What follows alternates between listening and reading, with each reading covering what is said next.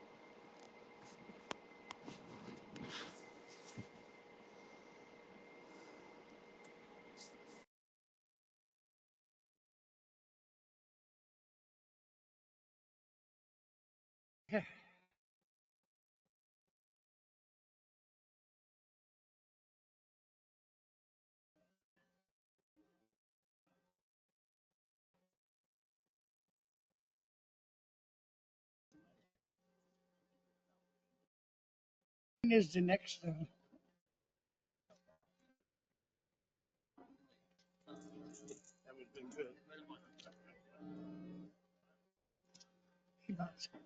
you have.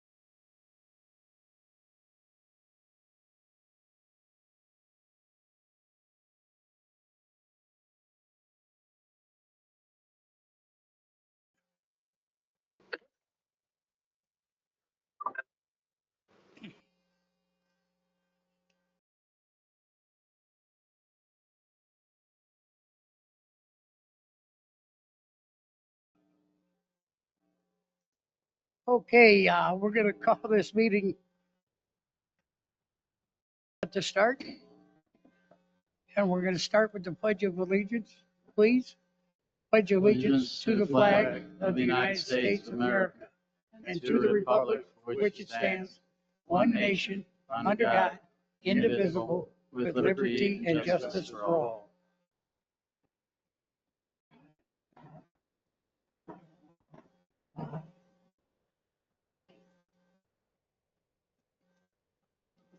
Yes, we do. What happened to the monitor up front? Sir? What happened to our monitor up front? Everyone's here, so we don't need a roll call. Announcements. The next regular meeting of the board will take place on Tuesday, September 9th, 2025 at 5:30 PM at the Community Center, 3500 Edgewater Drive, Sebring, Florida. Please silence or turn off your cell phones. I'm going to make a couple changes to the agenda. When I get to them, we're not coming it up right now, but we are going to have our financial audit come up and talk to us. And then we're also going to slide Commissioner Scott Kirak in before we get to the other stuff. Key upcoming events are August 9th, the Fireman's Tournament. August 14th, Highlander News Award. August 19th, Summer Luau Buffet at the Island View. And August 23rd to 24th, Sertoma Golf Tournament and Banquet. I'd like our auditor to come up now, please.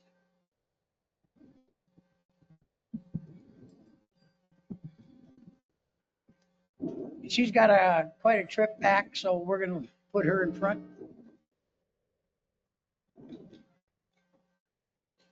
Please turn it. Give us a second, sir. They're going to get the TV for you guys. I'm sorry. Should have, Just give us a second. We're just going to get the TV set up for you guys. Yep. okay.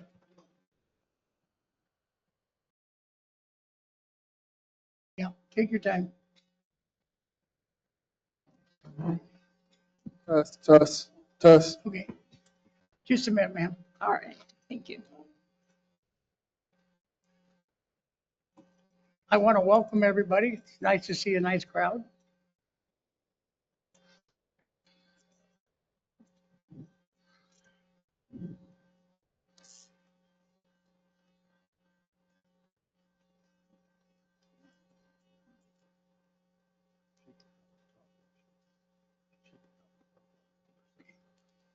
I think you can go ahead and start. I don't, I hope he doesn't interrupt you. If he does, you just stop and we're waiting, okay? All right, sounds good. Good evening. My name is Tammy Campbell, audit partner with McDermott Davis, here to present the results of the 2024 annual financial statement audit. So first, a summary of the audit reports that are issued. We issued our independent auditor's report, which covers the financial statements, the report on internal controls, the report on the investment of public funds of the district, the management letter, as well as the required communications to the board. And the next slide goes into some of those results of those reports. The district received an unmodified audit opinion, and that's the best type of opinion that the district can receive. For the internal control letter and management letter, there were no current or prior year management comments. So the internal controls we tested as part of the audit were operating effectively. The report on the investment of public funds indicates that the district was in compliance with the Florida statutes. The district's investments are generally very safe investments, little risk, and they fall within the Florida statutes approved investment list. Next, on the separate report to the board, some of the items addressed are significant risks, and this is just an audit requirement. We evaluate the overall potential risks of the district, and that helps form our audit procedures. The main risks identified are common to just about every audit, including most governments, that they're considered inherent risks, that they're always going to be there. There's always the risk that management could go around whatever your established internal controls are, and there's always a risk that revenue might be recognized in an incorrect period. Our audit didn't identify any issues related to these risks, so the district still came out clean on that result.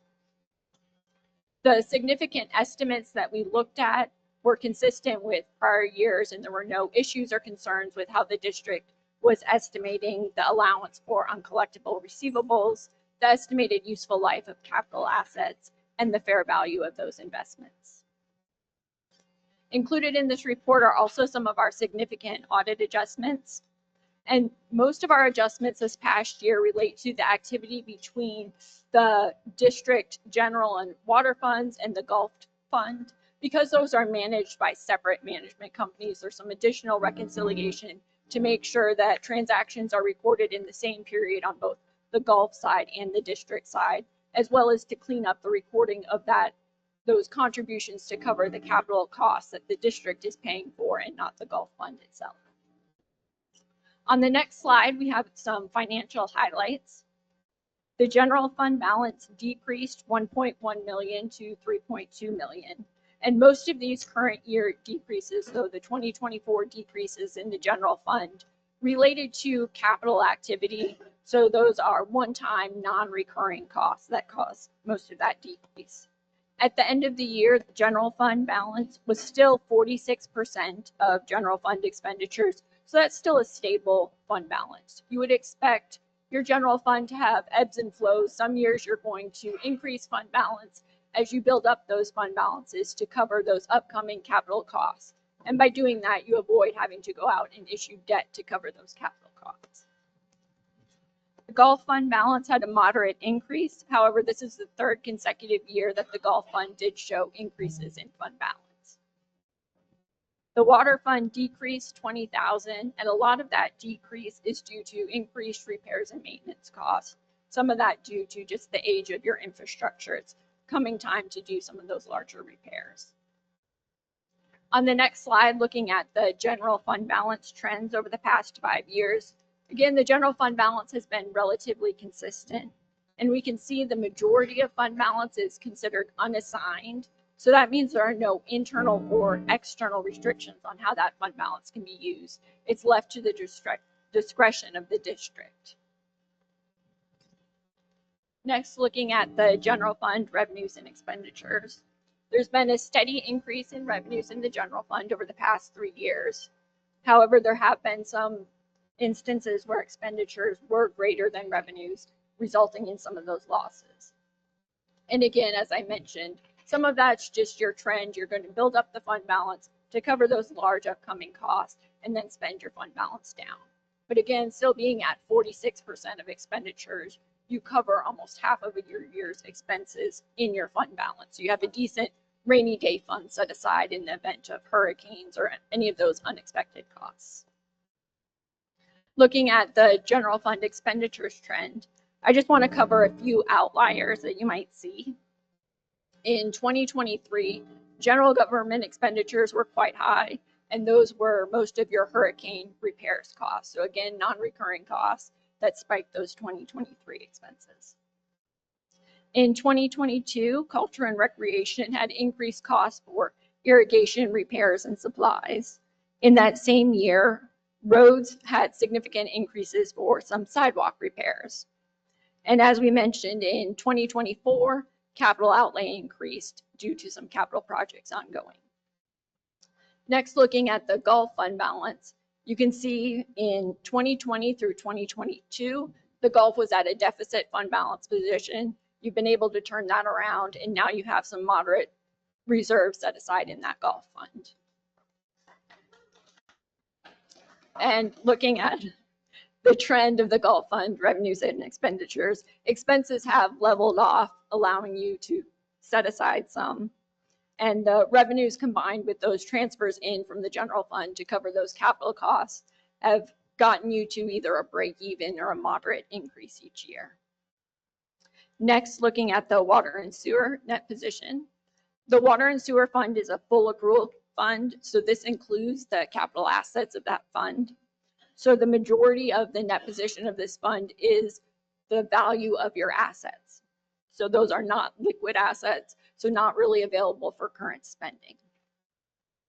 In 2024, there was an increase in the restricted and the impact fee balances, offset by a decrease in unrestricted.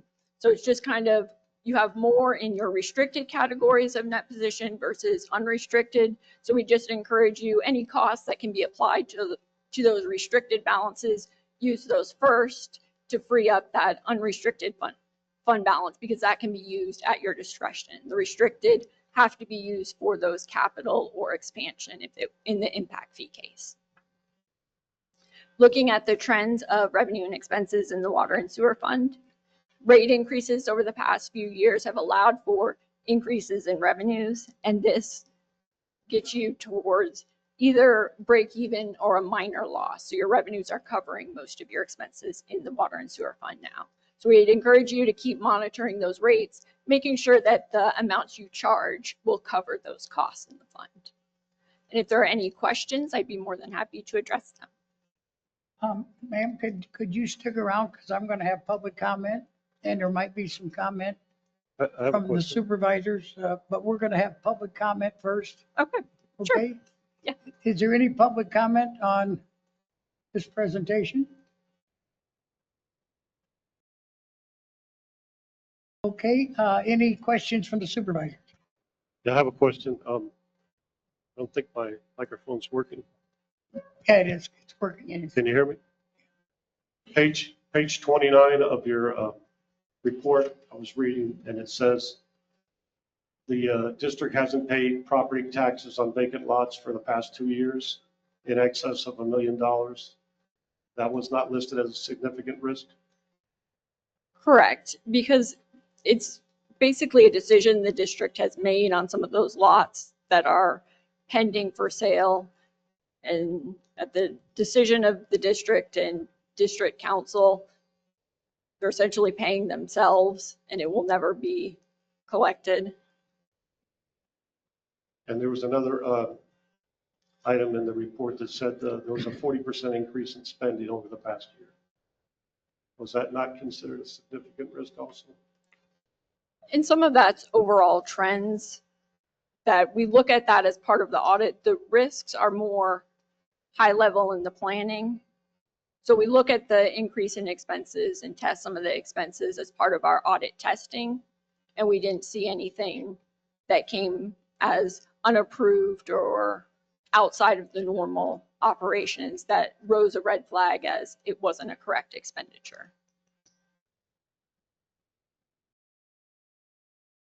Is that it, John? Yes, I was just looking at, we have over 1,000 lots, close to 2,000 lots, and none of them had their taxes paid, so I'm just concerned about that. I would think that would be a significant risk in the future. And we can definitely consider and look at those and take your input as, make sure we look a little closer at that to make sure there are no issues. Thank you. Any other comments by the supervisors? Okay, thank you very much. Thank you. Motion to approve the 2024 financial audit. We have a motion and we need a second. Second. Supervisor Herrick? Folks in the audience, if we can please keep it down. Yeah. Thank We're you. good. Yes. Supervisor Norton? Yes. Supervisor Phillips? Yes. Supervisor McGuire?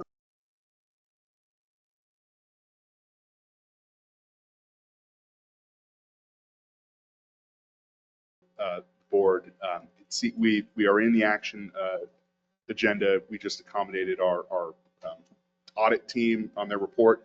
We did skip over the public comment in general section. Yeah, I'm not there yet. If that's, yeah. Yep. Let's make sure. Next on the agenda is another one I'm sliding in because he had a commissioners meeting this morning. So he's doing double duty. So Commissioner Kurak, Scott. Good afternoon, board and residents, Sun Lake. Scott Kerouac, Commissioner District 3. Just a couple things to bring you up to date on. See, as I'm listening on the agenda, a couple outstanding issues that you folks have listed. It says county request on land parcel acquisitions, 3 requests, February 7th, 21st, and 24th of May. Where we're at now, we're waiting on you folks on your wastewater expansion plan to identify where that infrastructure is going to go. And once you folks have that information and provide it with us, then we will move forward on any county-owned properties on putting that on the agenda to transfer to your district to use for your wastewater. So we're waiting on you folks on that.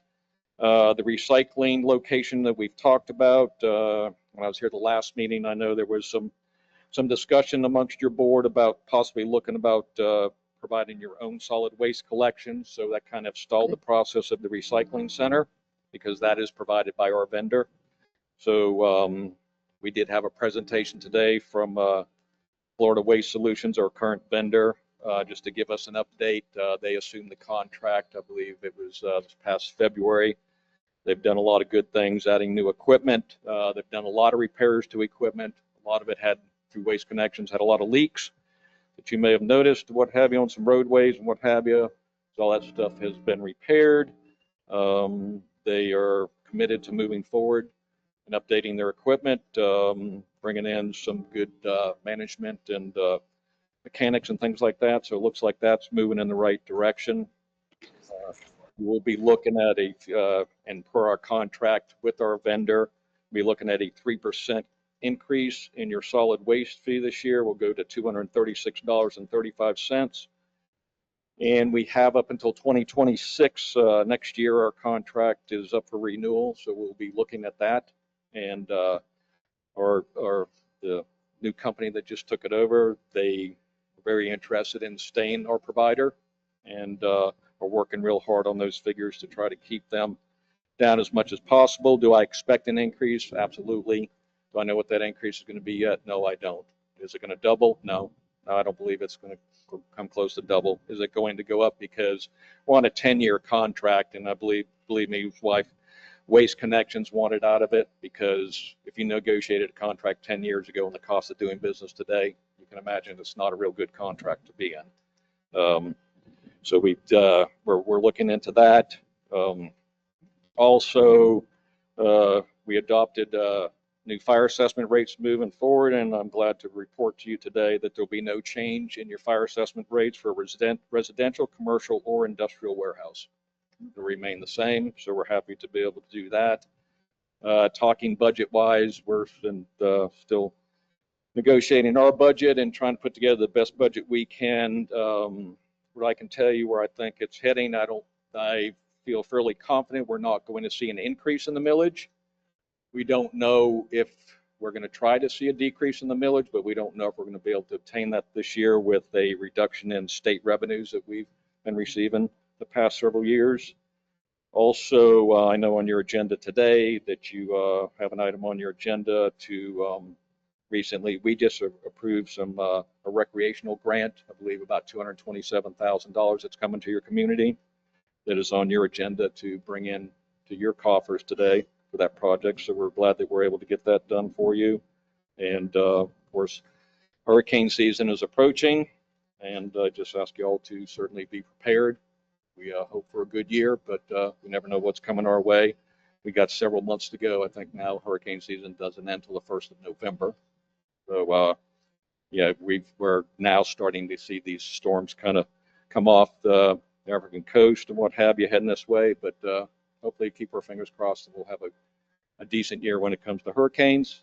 And I'll be glad if anybody has any questions to answer them.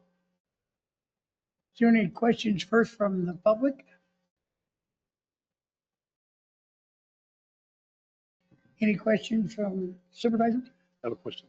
Wait, Did you receive a letter this month from our district manager criticizing your handling of the budget? Yes. Yeah, it was roughly about, I don't know, 3-4 weeks ago. I don't know the exact date. Yes. And did he speak to you about that budget before he criticized the way you handled it? No, sir. Just wrote you a letter? Just wrote he sent a letter to myself and the other 4 commissioners. Yeah. Has he attended any of your budget meetings? No, sir. Are you aware that Sun and Lake didn't pay the property taxes for the past 2 years? I was notified this about a month ago. Yes, that there's some lots that the district has stopped paying the property taxes on. And it's my understanding that some tax certificates have been sold on maybe some of those properties. So those properties that have been sold, the tax certificates, we're looking at it to reclaim that we would have to pay 18%. Depends on what their certificate was bid at, the interest rate. When property taxes go unpaid, the first thing that happens is we have a tax certificate sale and investors bid an interest rate. And the interest rate starts high and they bid it down to what they're willing to accept for paying those property taxes and the amount of time it takes them to get reimbursed back. So it could be different on each individual parcel. Several of them parcels tax certificates may not have been purchased on those. And after a period of 3 years, if the property taxes go unpaid and tax certificates are sold, any one of them certificate holders can file for a tax deed. What that means is they will go up for auction, and the person that filed for the tax deed, they will have to make whole anybody else that owns a tax certificate on that piece of property. And that will be the base amount of the bid on that property. Anything over and above that amount at auction, the property will be sold for that amount. Now, if the investors, they have to certainly look at if there's any liens or anything that's connected to the property and whether those liens would come with the property and whether they would have to be satisfied. So, yeah, there is a process, but typically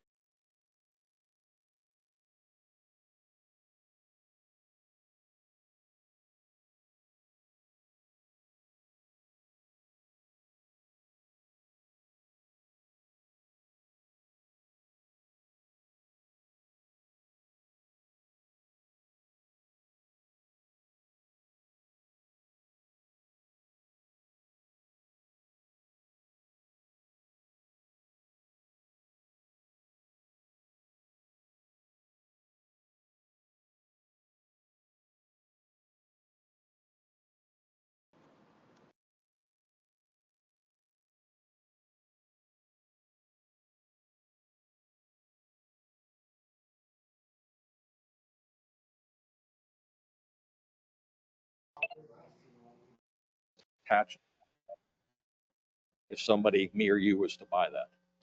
The only way that lien disappears If nobody pays the property taxes, nobody buys a tax certificate to pay them off and earn the interest, and they just sit there after a period of time, and I don't know what the limitation is, when there's no activity and no property, then they revert back to the county. When they revert back to the county, any lien that's on a property goes away. So it is a process. I know that there's been some discussion about whether the district should be paying taxes on these properties or not.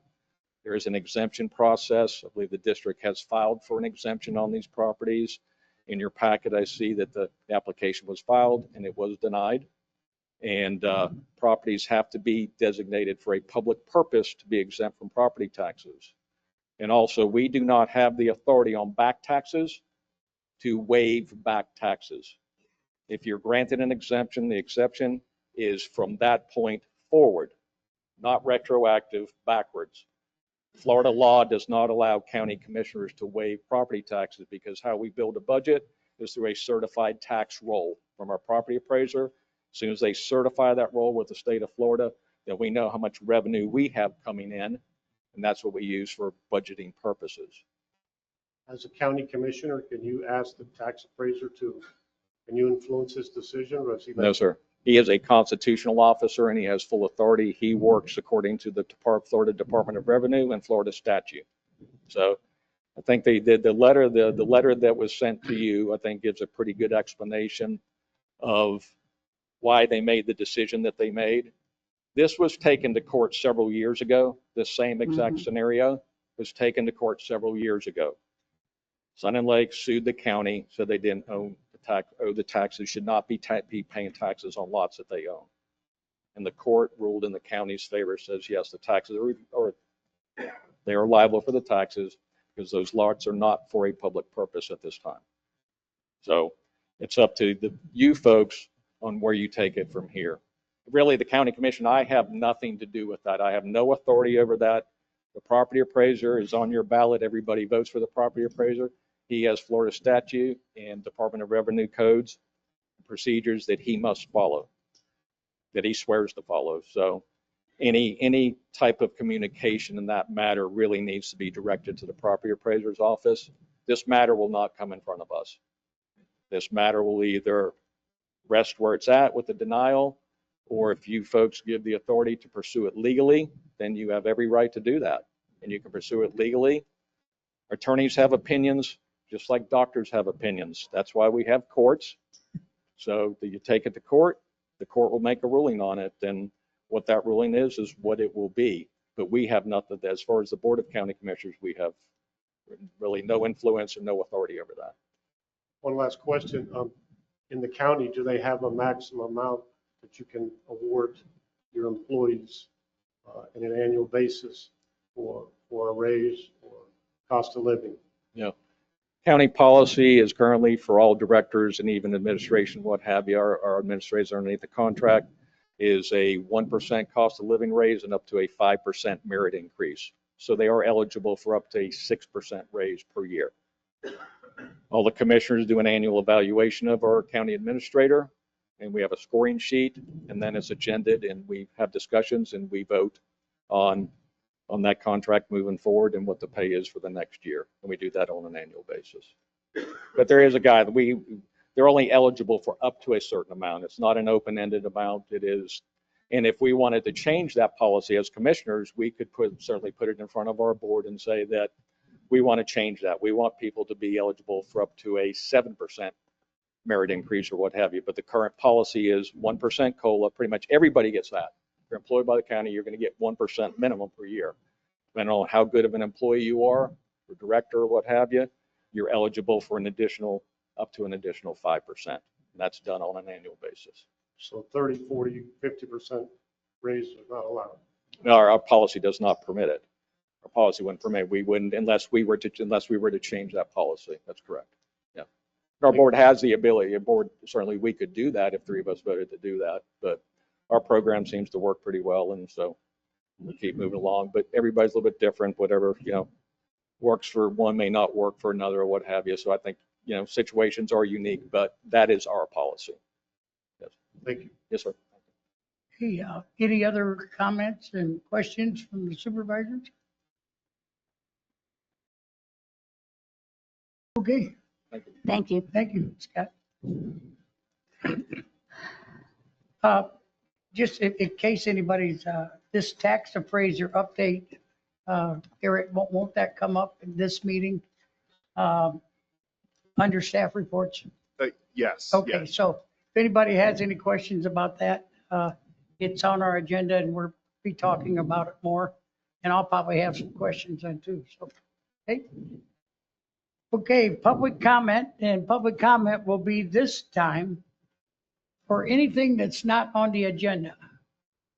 So if there's anything on the agenda and you want to talk about it, you got to wait till it comes up. But right now, it's for anything that's not on there and you'd like to talk about.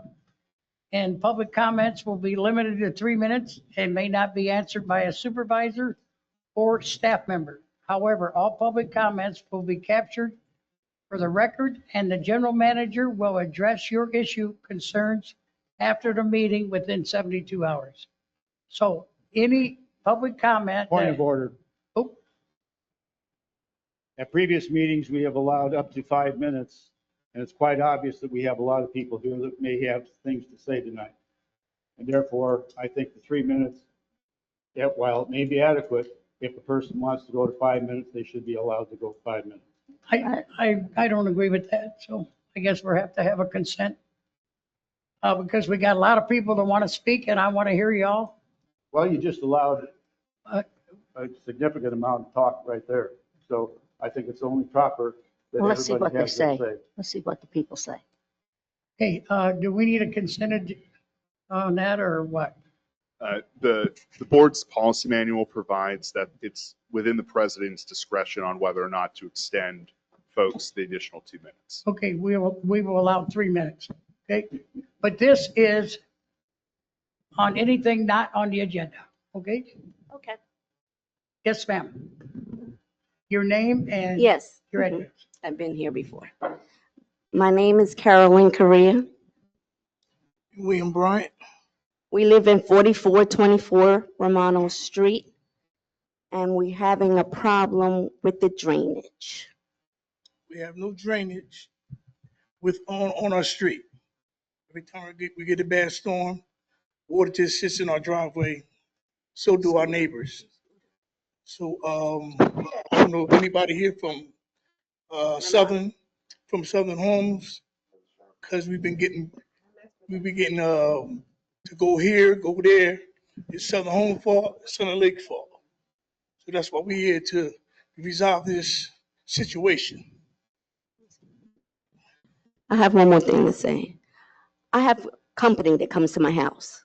They wear shoes, of course. Their shoes get all the way to their ankles. That's not fair. We only been here 1 year. My husband is disabled.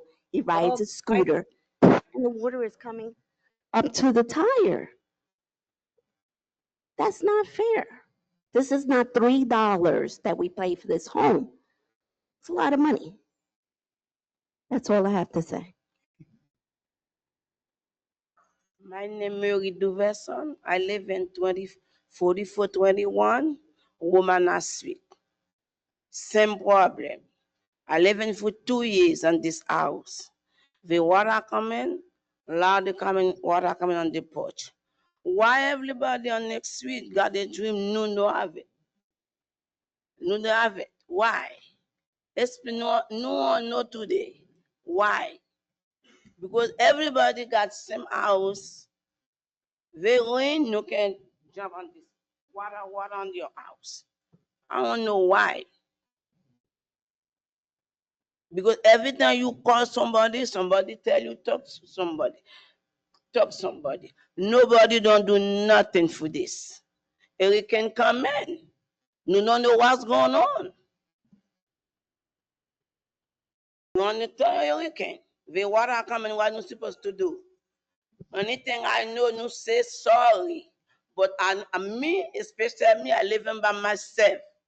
I don't wait when you tell me sorry because I working so hard. I work in night time to pay the rent. You can come in, that's why I'm coming today. Thank you. Good afternoon. My name is Victor Figueroa. Um, I have the same issue on that street, Romano Street, 4408 Romano Street. I had the same issue. I counted the houses. They have the same issue. There's more than 12 houses on the street in the corner. This is an issue that it's not necessary. 50 minutes of hard rain and the water's there for a whole week. So it's a big issue. It's a health issue also. You know, I don't know if somebody can help me. Something like, I have an issue. I don't know who's responsible because Southern Comfort, they made a home right there in the corner. And that home, I have pictures. They did the drainage in that home. Did it well done. And the issue we have is a health issue. I need help. I purchased 2 homes in Miami. I lived in Miami. And later homes, the both houses that I had the drainage and never had that issue. So I'm totally surprised. And when I did the walkthrough, the guy was a hairy guy, his hair down here. It wasn't raining, so I did the walkthrough. I didn't notice, but it doesn't rain that much here. So we need help, Thank you. I have the same problem. My name is Giovanni. I live in Romano Street.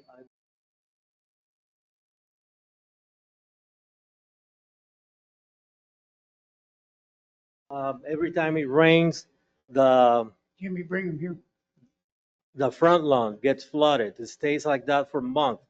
The driveway stays flooded at least 10 to 14 days. If it rains, it will never dry, stays the same. Because of that, we have a mosquito problem.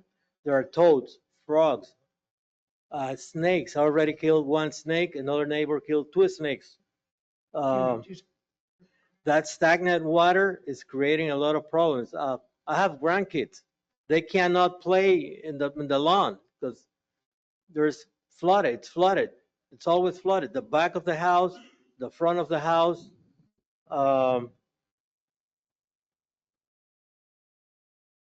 That's also green algae. It stays there for days. I had to buy a pump to get rid of the water. I have to dump the driveway. I need to dump how do you call this, bleach, to get rid of the algae. We need someone to please take care of us, do something about it. On the 7th of August, it's going to be 1 year that I moved here. Why I moved here? I like the place. I like the district. It's a nice place. I don't want to move out of here. Thank you. That's all I needed to say. Thank you. Thank you. Afternoon, you all. My name is Marion Bailey. I live on Cremona Drive, right around from the golf court.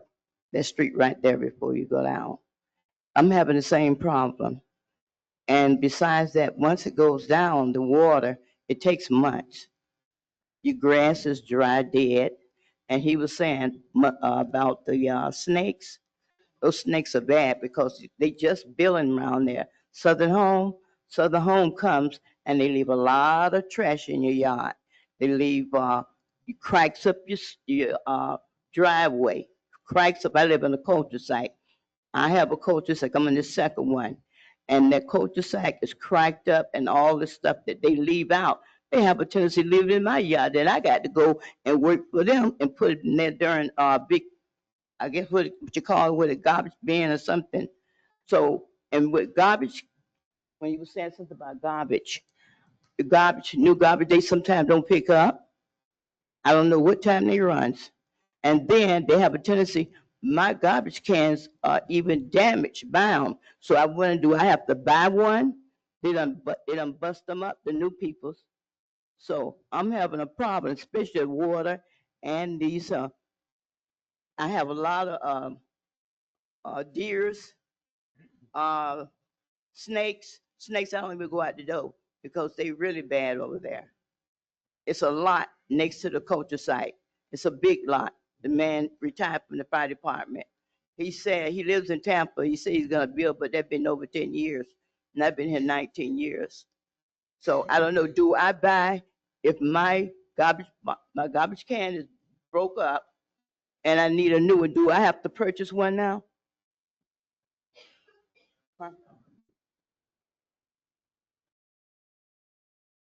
okay, and as well as the trash. All those guys coming in, they drop all their trash and bust up everything. And I need them to blow off those tree things that come on your yard. It's some kind of long things that they supposed to keep the cul-de-sacs clean, but they don't. I have to call. I don't know if he here today, Mr. Bob. Mr. Bob, he's the one now.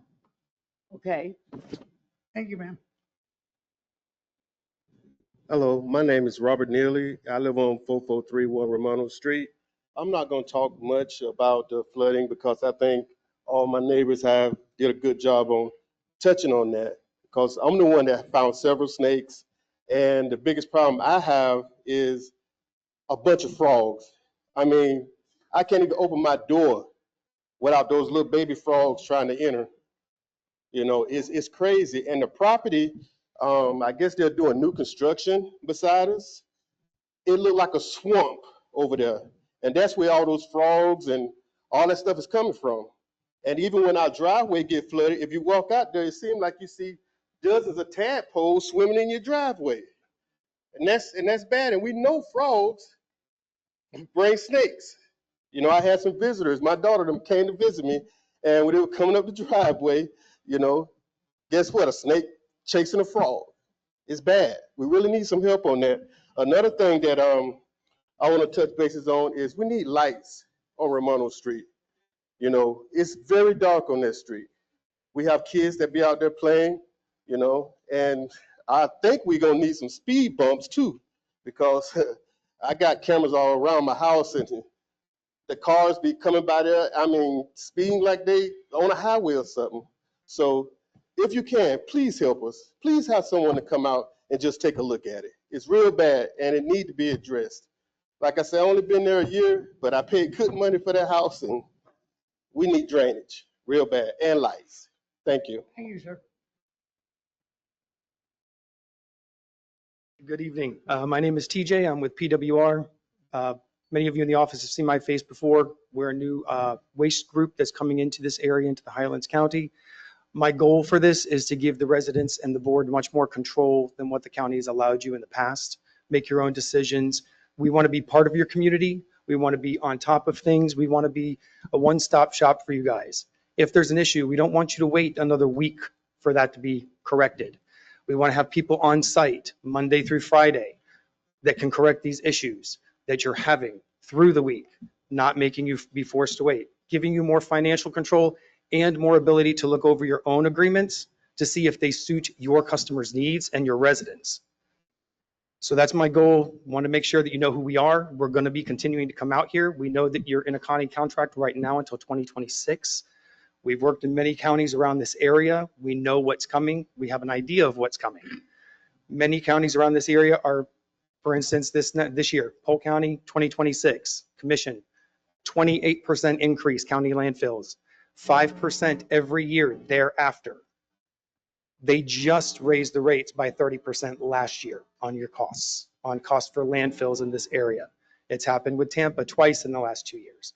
So what we want to do is want to partner with you, be part of this community, and be on site daily, not weekly, not monthly, and be a point of contact, because there's always going to be somebody in this company that has a vested interest that's going to be on site, allowing you guys to have more control over your refuse, over what you do take and what you choose not to take, including your increases and not 10-year contracts, because after a 10-year contract, how that works is you're going to get hit with a very large increase because the inflation and the cost of doing business has not kept up with your rates. Your rates have not kept up with that. I cannot talk to you about pricing at the moment, but what I can do is I will continue to be in front of you, and when that county bid comes up, I urge Sun and Lake to opt out on their own to make the decision for themselves. Thank you. Thank you. Thank you. Next. Hi, good evening. My name is Dan. I live on 4511 Adrian Street, between Mary Rosa, right behind Buffaloka. I think a lot of the water drain issue is due to the retention pond. There's a retention pond there, and it's not being maintained well. I do want to take a moment to thank the staff at Sun and Lake. They're always very polite. The general manager as well picks up the calls. So I do appreciate what everybody's doing when I do make a phone call, but there is a neglect in that area where I guess Southern Home has built a lot of homes. I'm a 17-year resident of Sun and Lake, and I've got to enjoy a lot of good things. But Southern Homes, as a builder, has damaged our roads. They're not paved.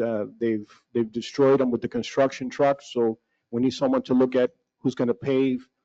But the retention pond is an issue, and we have a motor. There's a motor for the retention pond, and my wife is on guard duty, and she has to call and get that motor turned on all the time. I think that's the reason for the drainage. I do want to also give a nice shout out to security. Security is very attentive here, so I do appreciate that. But I do have a question, securities should be driving around with their strobe lights. I come from big cities where uniform patrols, they'll have a strobe light on so we know where they're at. I know the vehicle has a strobe light. I don't know why at night it's not on to just kind of deter. And then the last two things is the assessments, they continue to grow. When I moved here, I think I was paying like $500 a month. Now I hear it's going to go up to about $900. We need to save for a rainy day. Again, I enjoy the golf course, so I take full advantage. And then last but not least, because we have great neighborhoods, and we need to keep the commercial vehicles off the lots. I come from big cities, and commercial vehicles are not allowed to be in the residential area. I do appreciate our hardworking people that have a commercial vehicle, but you got to pay for a place to put it. Just like I got to pay, I got to put my car in my garage or my parking spot. But we do need to work on the commercial vehicles. Other than that, thank you for your time. Thank you.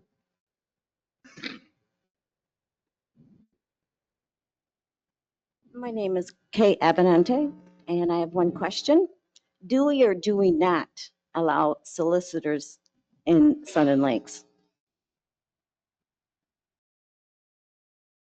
Who can answer that? Yeah, I'm not going to go into all the nuances.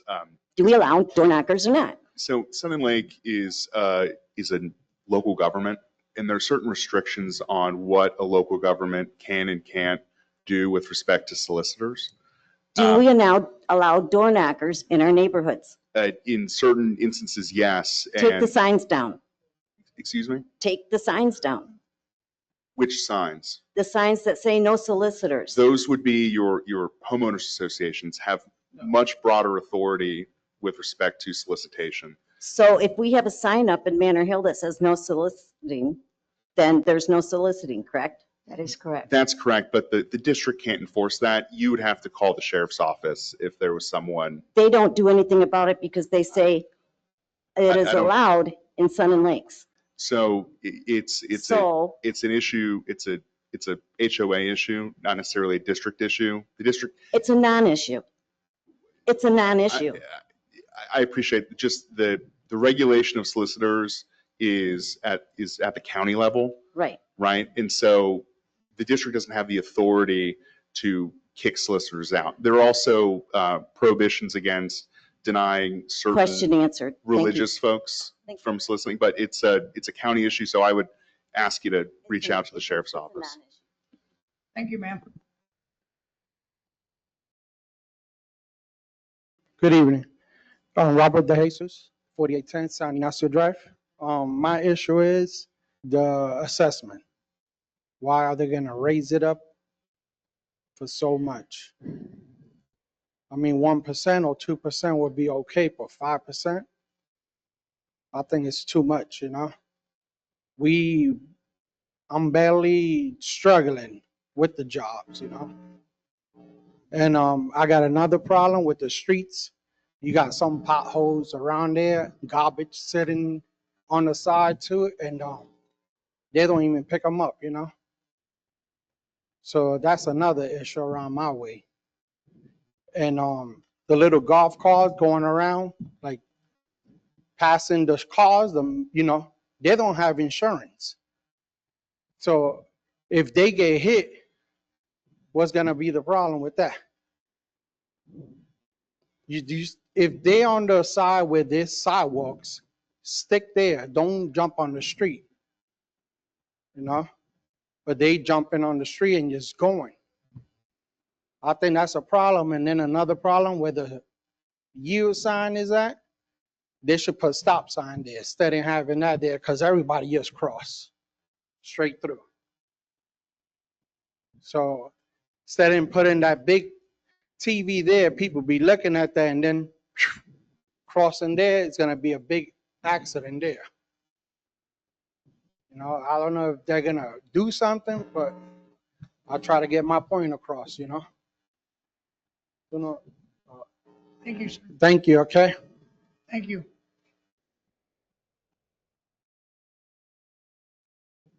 For those of you who have talked, Mr. Bozzard, I'm sure will be getting hold of you and contacting you and trying to take care of your problems, okay? Hi, my name is Lindsay. I live on Orduna Drive. Back to the previous person's question about assessments, which I think is on everyone's mind at this point. I'm just trying to correlate and understand, like, is the need for an increase in assessment due to taking on too many projects that we can't afford? You know, because if we can do projects every year, but if just, I don't know if it comes down to we can't afford what we spent for projects, so that's why we have to ask for more money. I just don't understand that, or it'd be nice to get more details on that. And then, you know, I would hope like projects that we do every year to help with like the end goal in mind to sustain, possibly even lower costs and fees instead of raising costs and fees and assessments. But that's pretty much my biggest questions, and I think everyone's. Oh, and then the next meeting at Mongolian Place from 7 to 8 is public comment on budget. I didn't know if you guys were going to be there or not, so that's why I figured to speak now. But I think that's on everyone's mind. But yep, thank you. We're always there. Thank you. Sorry. I have to ask a question.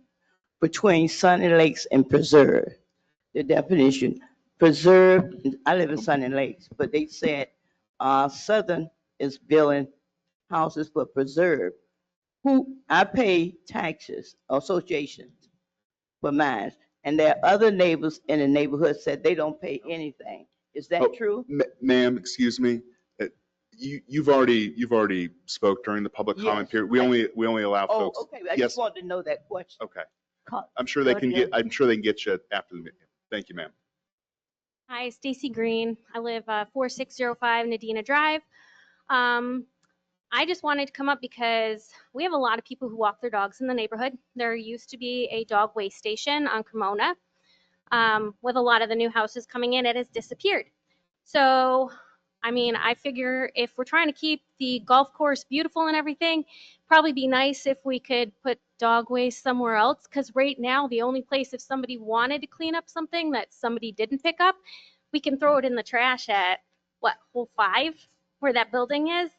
I don't think golfers want to come and smell poo. So I would love to see another one put in, maybe somewhere around that area. That's it. Thank you. That's an easy fix. I didn't mention on the key upcoming events that August 19th is the board will be voting on the assessments. So just keep that in mind. That's 2 weeks from tonight at 5:30. Any other public comment with nothing, has nothing to do with anything except on the agenda? Linda Camp, 4801 Pebble Beach. I have a request for the 5 of you that you use your earpiece so that it comes close to your mouths, because Mark and I listened on the radio the other day to the last meeting, and we could hardly hear anybody making the responses. So if you would keep it closer to your mouth so that when you're answering, it would be appreciated. Thank you. Thank you, Linda. Anyone else? Okay. I need a motion to approve the consent agenda. Motion to approve the consent agenda as presented. I second. There's one correction to the consent agenda. There is not public comment on number D. That's just an error. So we have a motion and a second. Jacqueline?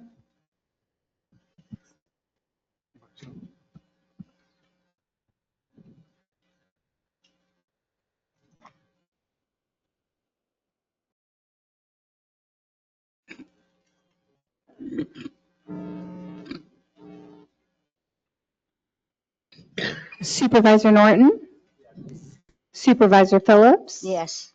Supervisor McLaughlin, Yes. Supervisor Herrick, Yes. and President Gilpin. Yes. The action agenda, number A is motion to approve the general manager's contract extension offer, attachment G.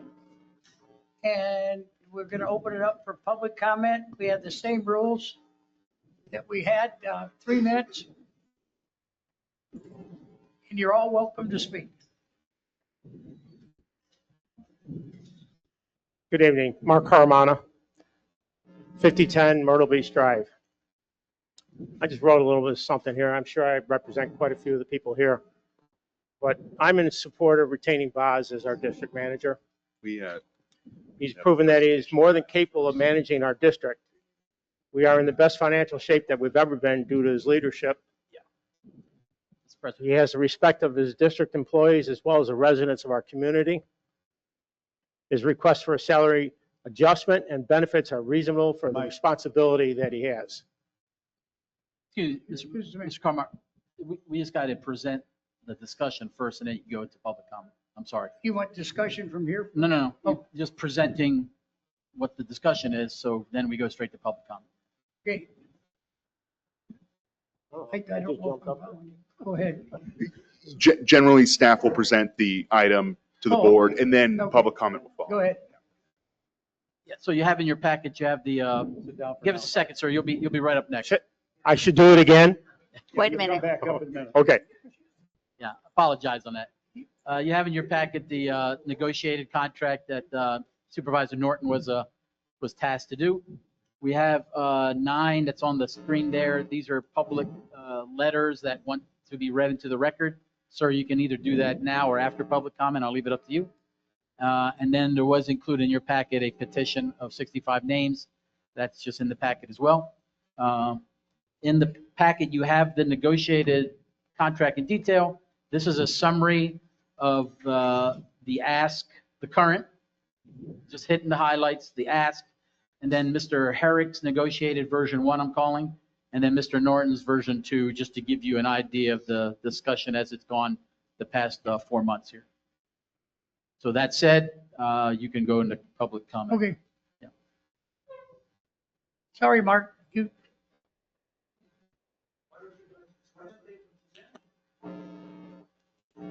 Sir? We should be. I would offer, like Mr. Herrick did, if Mr. Norton goes through the negotiation that you guys tasked him with, then the citizens know what the topic is. Okay. For those of us that were here at the last meeting.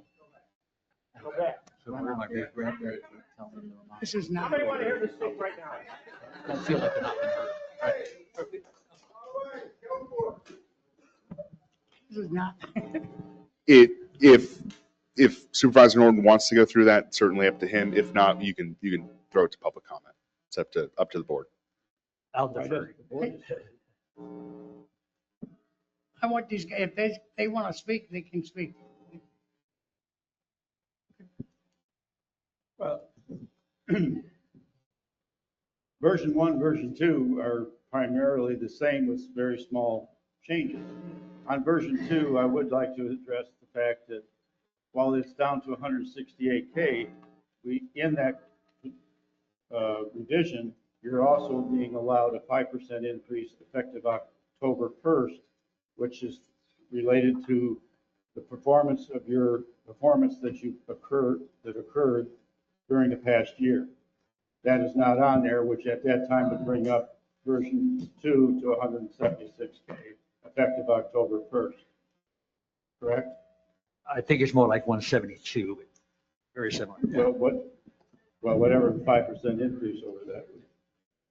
Anyway, so Essentially, between version 1 and version 2, I had 4 talking points to discuss with Buzz, and we worked through them all in agreement. The vacation went from 6 weeks to 5 weeks.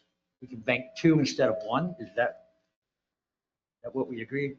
We agreed to, sir. There's an administrative issue that I would offer, that any employee that serves the district after 2 years, they're able to have up to 240 hours in their bank.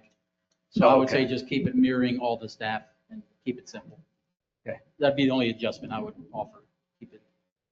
The medical, we added to medical for the eyes and dental. I don't see that there. I'll look at this the same. And the alternative was, we pay our employees who don't use this service a fee, which would be more than that. So we agreed to keep that one the same. We agreed, the biggest thing, I guess, we agreed on a 2-year term and then a 2-year automatic term, unless he hears from the board within 5 or 6 months ahead of the expiration of that first 2 years. To me, that just takes a little more risk away from the board for a 4-year commitment, and Bob was fine with that. We changed the 20 weeks severance to 17 for the first 2 years, and then 20 for years 3 and 4. And 20 is what's normal for the state. It's the statutory cap, but it is.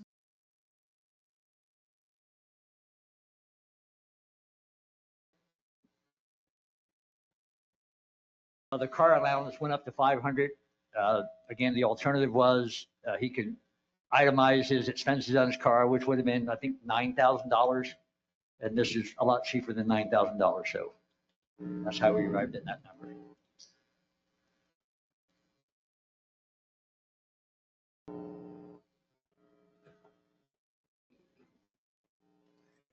Is that it? Yeah, that's it. I'm sorry. do we ask questions? Are you going to read into the record?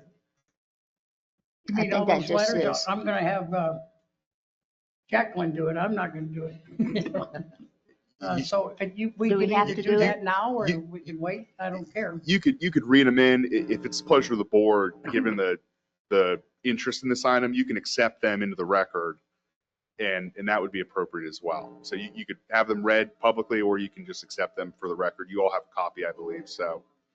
We had residents that asked that they be read into the record. Yeah, as long as and it's, therefore they should be read into the record. as long as it's the pleasure of the board. There's no rule in the policy manual on that, so I just wanted to Well, flag they that for could the get board. up and then have to read it themselves.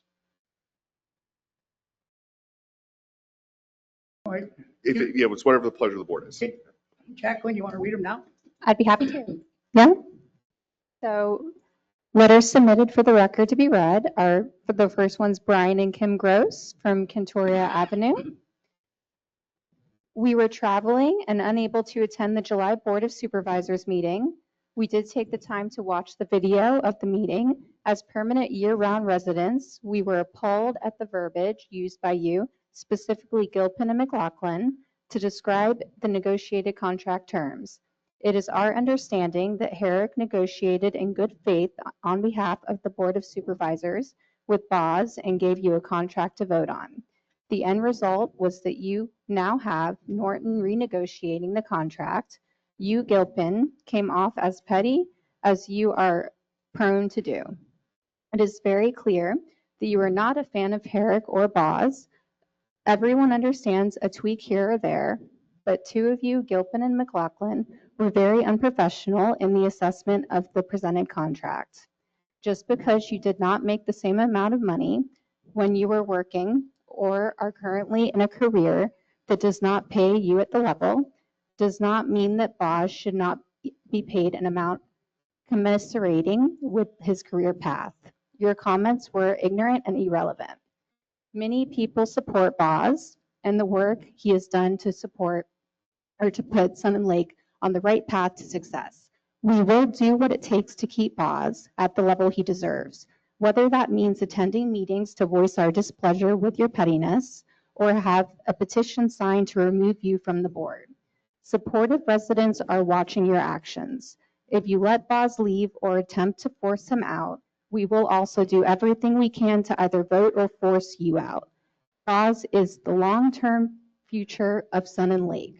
You board members in totality are therefore only short-term. We understand fiscal responsibility, and because of his management, Sun and Lake has the funds to pay him. We fully expect his contract to be approved quickly so that we can all get back to moving forward. In addition, can we have a board of supervisors, president who understands parliamentary procedure? Please have someone buy him a Robert's Rules of Order book and read it to him. It's embarrassing. Brian and Kim Gross.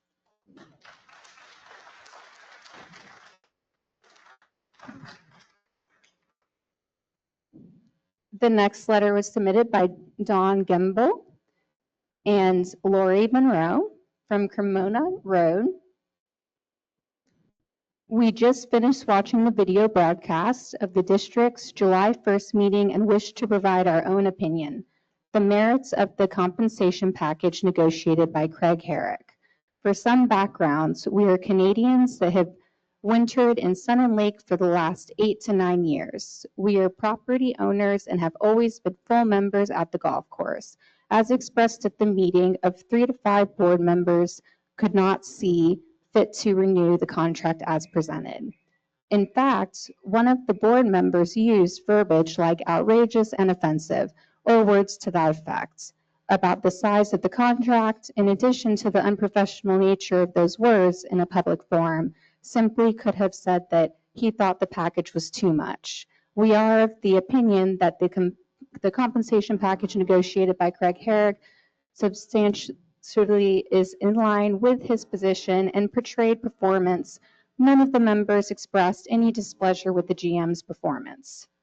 Regarding some of the specifics in the proposed contract, one being salary, this does not seem out of line at all, especially considering that the proposal simply captures the 3% and that was missed and adds on 5% for this year. The size of the increase now is irrelevant. It simply remedies the compensation previously withheld in error. Vacation allotment number 2, one of the board members felt it was excessive for an employee on the job for only 3 years. Tenure is irrelevant when negotiating a contract for such a senior employee. I'm sure new hire executives of corporations do not only get 2 to 3 weeks because they are new hires. 6 weeks is certainly not unreasonable. Contract length number 3, while we personally do not disagree with the 4-year contract, I'm sure it could be acceptable to both parties to reduce that to 2 plus 2 years auto renew unless there's objections. Number 4, matching 401k. We are not familiar enough with comparable compensation in this component to provide an opinion. Health benefits 5 seem a very minor portion of his compensation package. This, as Craig Herrick mentioned, is a significant savings to the district that the GM has only requested this normal level of health benefits. It is our opinion that you, as elected officials, are to represent the community you serve to ensure fiscal responsibility for the current period. We get that. But far more important is that you need to ensure that the community is success next year and year after and many years into the future. This can be achieved through strong leadership. I think you can all agree that Ray Bozzer can provide this to Sun and Lakes. Now, it is your turn to step up and do the same. The compensation package is not unreasonable. Please think outside this next 12 months and secure this proven leader for us.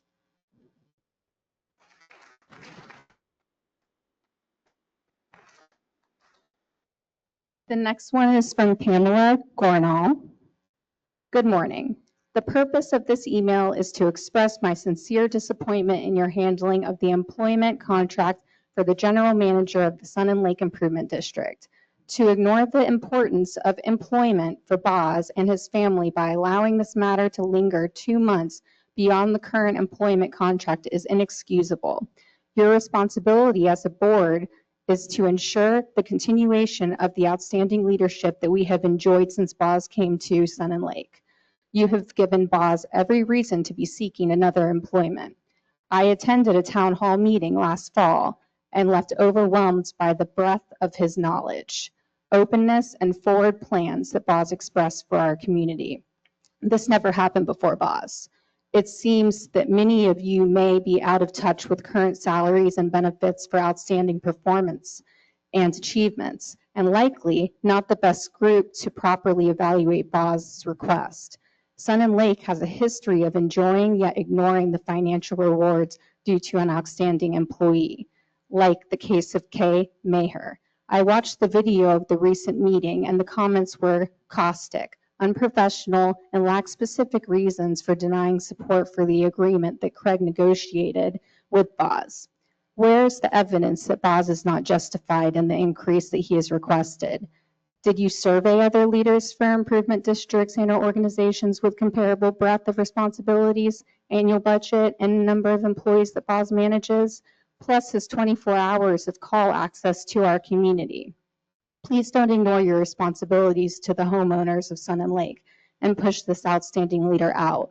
What is your backup plan? Please share if you have one. If not, then please don't put our community in jeopardy. Have you considered the cost difference between Boz's request and the cost of recruiting a replacement and the real opportunity cost of a new general manager? Maintain the forward progress of Sun and Lake. Boz seems to have a strong relationship with his employees. If he leaves, will other important staff members exit? I am currently at my home in Ohio, so please add my name to any petition to support Boz.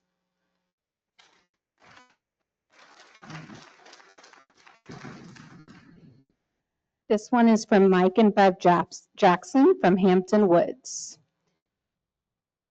So good morning. We are proud homeowners and golf members in Sun and Lake. We are Canadian, and although are present for only 5.5 months, annually, we consider this community to be our home. We have always followed the minutes of the board meetings. It was very disappointing to read and view the video of the recent July 1st meeting.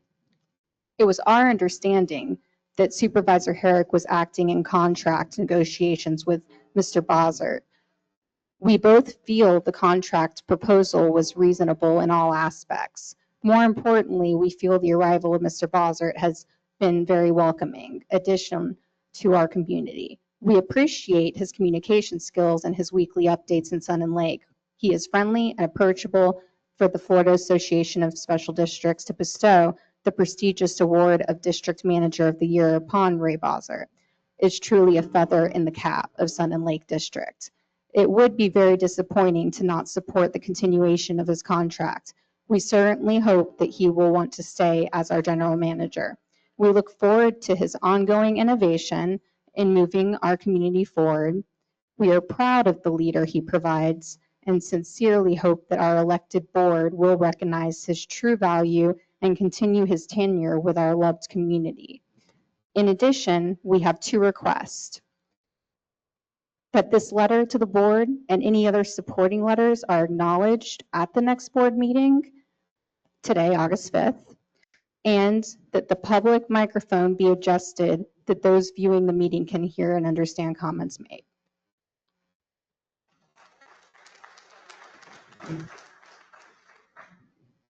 This one is from Bill and April Norcross.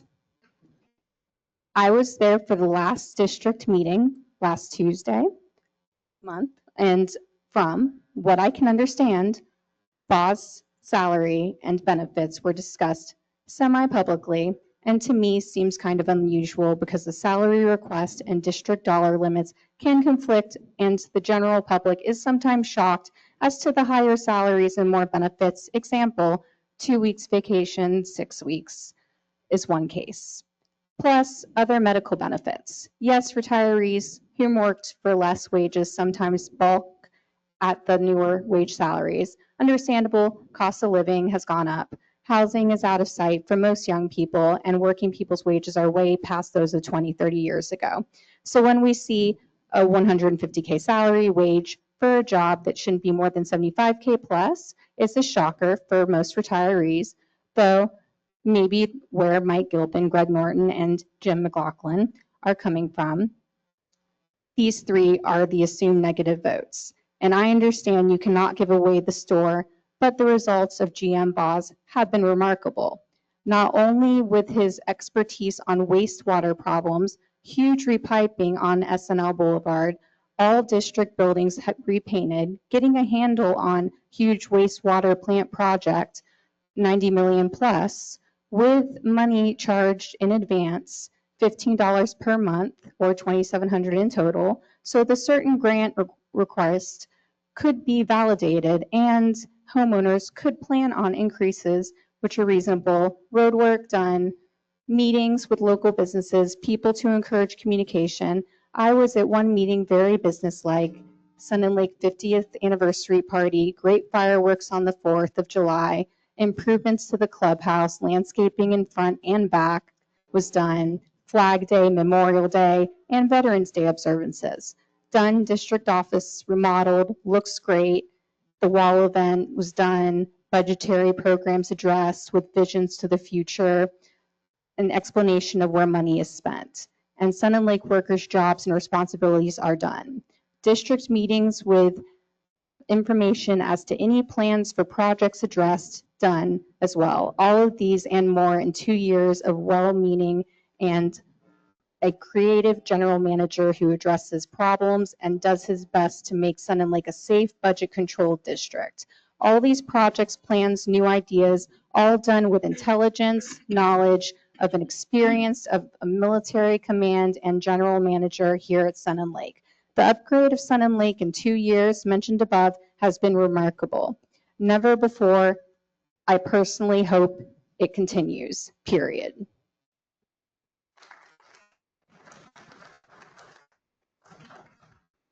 All right, and this one's from Mark Carmana.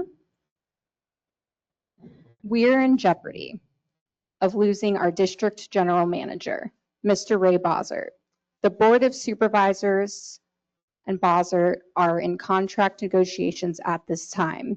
Mr. Bossert met with a board member, Mr. Craig Herrick, discussed the renewal of his contract as per the board's instruction. According to Mr. Herrick, certain requirements were discussed between both parties. These requirements were brought before the board on July 1st, 2025.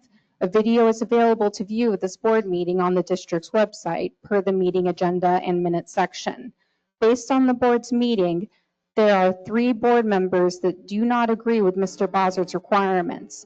It appears as though these 3 board members do not want to pay Mr. Bossert the salary he is asking for. In my humble opinion, Mr. Bossert is worth every bit of what he is asking for. Our district is currently in the best fiscal shape that I have ever been due to Mr. Bossert's fiscal responsibility and leadership. He is an asset to the district and to the residents and needs our support. I would urge each of you to attend the next board meeting on August 5th as it will be held at the community center, to show your support to keep Mr. Bossert as our general manager. I would also ask those that cannot make it to this meeting that you send a letter to the Board of Supervisors, President Mr. Gilpin, to express your concern with this issue. Mr. Gilpin's email address is mgilpin@snldistrict.org. Thank you.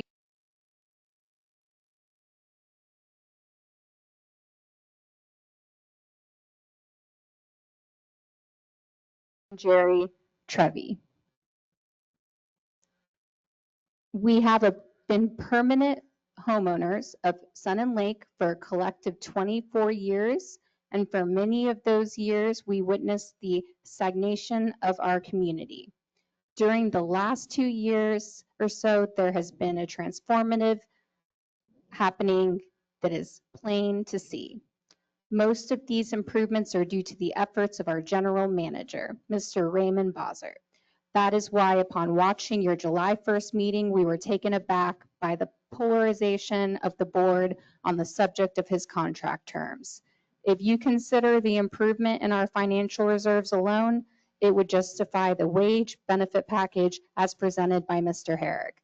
If you add the improvements in the physical appearance around our campus, increased level of community activities and facilities, and the overall goodwill he promotes with our residents and community at large, we have great difficulty in understanding the lack of support expressed by the majority of the board members.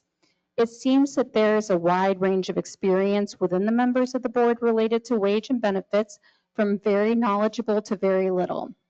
This begs the question on our part as to why the board does not seek from the personal finance office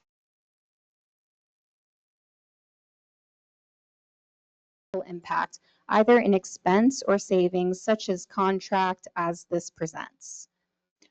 A comparison to district managers in districts of similar sizes, equality could also be conducted instead of comparing apples to oranges. The action by the chair of appointing Mr. Norton to renegotiate and Mr. Bossert instead of maintaining continuity in the process, and Mr. Herrick seeming to suspect and be contrived, clear direction should have been given to Mr. Herrick for the sake of continuity of the process. In Mr. Herrick's description of the salary proposed, it was unclear as to whether the rate included a calculation whereby the wages lost due to lack of the 3% and 5% increases are going to be paid to the GM, or if the stated salary is merely a reset in the rate alone. If the lost wages have been paid, they have not been paid, rather, they should be regardless of the terms of the future contract. As we look at the fast-paced development happening in Florida, it is imperative that Sun and Lake continues to be vibrant. Mr. Bossert has demonstrated the skills, talent, and knowledge necessary to keep Sun and Lake moving forward. It is in the best interest of the residents of Sun and Lake that the board approves the contract as presented at the July 1st meeting and retain Mr. Bossert. To do otherwise will result in jeopardizing the continuity of progress made in the quality of Sun and Lake products and its financial standing.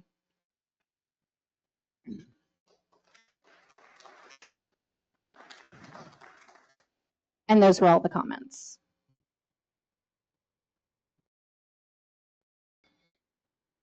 That's it?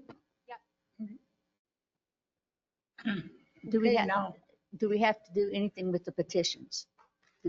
How do they get put into the record? The petitions are in the record. We'll add them to the packet. All we can cite is there's 65 signatures. And if you want to read the top part of the petition, we could read that into the record. But it's 65 names that we verified are residents of Sun Lake. Yeah. They have been verified. Yep. You want to read it? You want to read you had that section? You have I the, think she's doing it. You got it. Thank you. Yep, Just I read will. the top I'll read that. Sounds good. As homeowners of the Sun and Lake District, we support Ray Bossert as our general manager. We feel that our district is in the best financial shape due to Mr. Bossert's fiscal responsibility and leadership. He is an asset to the district and to its residents. We would like the Board of Supervisors to represent a compensation package for approval that will retain Mr. Bossert's services. By signing this petition, you agreed that the Sun and Lake District should retain Mr. Bossert as general manager at a compensation package level that is fair and equitable to him and the district. The next Board of Supervisors meeting is at 5:30 on Tuesday, August 5th at the Sun and Lake Community Center. Please plan on attending and showing your support. Contact your northern friends to sign the proxy. Please return signed petitions to Kim Gross or Ann Bastis prior to Tuesday, August 5th. Thank you. And it's actually 77. We got a last minute. thank you.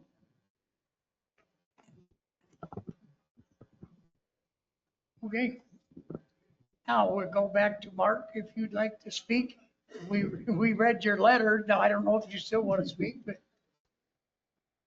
I think I said it all in the letter. I just wanted everybody to come out to support Ray, because I think he's done a great job for us. So, anybody else?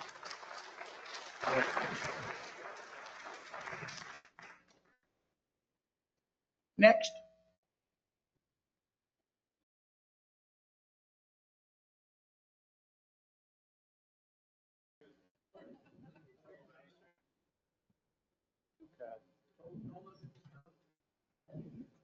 Try to have a little levity here because we have a lot of people here, and I'll kind of cut this real short. The cue card. Please, sir, this is public comment to address the board, not members of the general public. If you can address. Well, I'm just explaining what I'm doing here. And I'll make a nice diagram for you afterwards. This is what I feel about this general manager. For what I've seen, I've never seen anybody upgrading a development, professionalism, and creativity in a district. I've seen more ideas, more projects completed, not only started, but completed. And in the 2 years this man has been here, I've been here for 24 years. I've never seen anybody like it. And I really appreciate this man's job. He's done a great job. If there's any consequence, come see me later.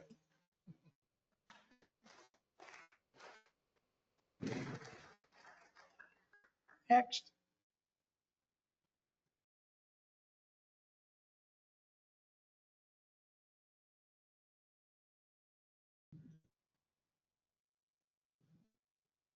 Hi, my name's Kay Dale. I live on San Ignacio in Deer Run. I've only lived here 3 years. I retired to Florida 4 years ago and built a house. And I could not be more pleased with Sun and Lake. But I do have to say, the first year was rough. The last 2 years have been stupendous under Boz's direction. This area is growing faster than anything I've ever seen, and I've lived all over the world. I worked in a school district that had one high school when I started there, and they now have like 6 or 7. So I have lived in places that grow fast. It's a difficult job to work under those conditions. I think he has done an excellent job. And what I really want to say is how responsive he is. From the very time he was introduced as the new manager, I emailed him to welcome him. Every time I have emailed him, I think he's gotten back to me within an hour. But I know it hasn't been much more than that. He gives me the truth. It may not be the popular answer, but it is the truth. And I'm happy for that.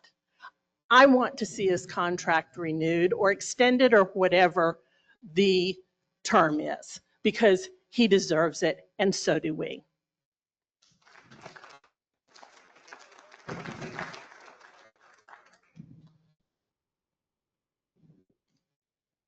I am Scott Wyatt, 1612 Sunrise. I'd just like to share some perspective I have working closely with general managers and as a general manager. I'll go back to a point in my career 20 to 25 years ago.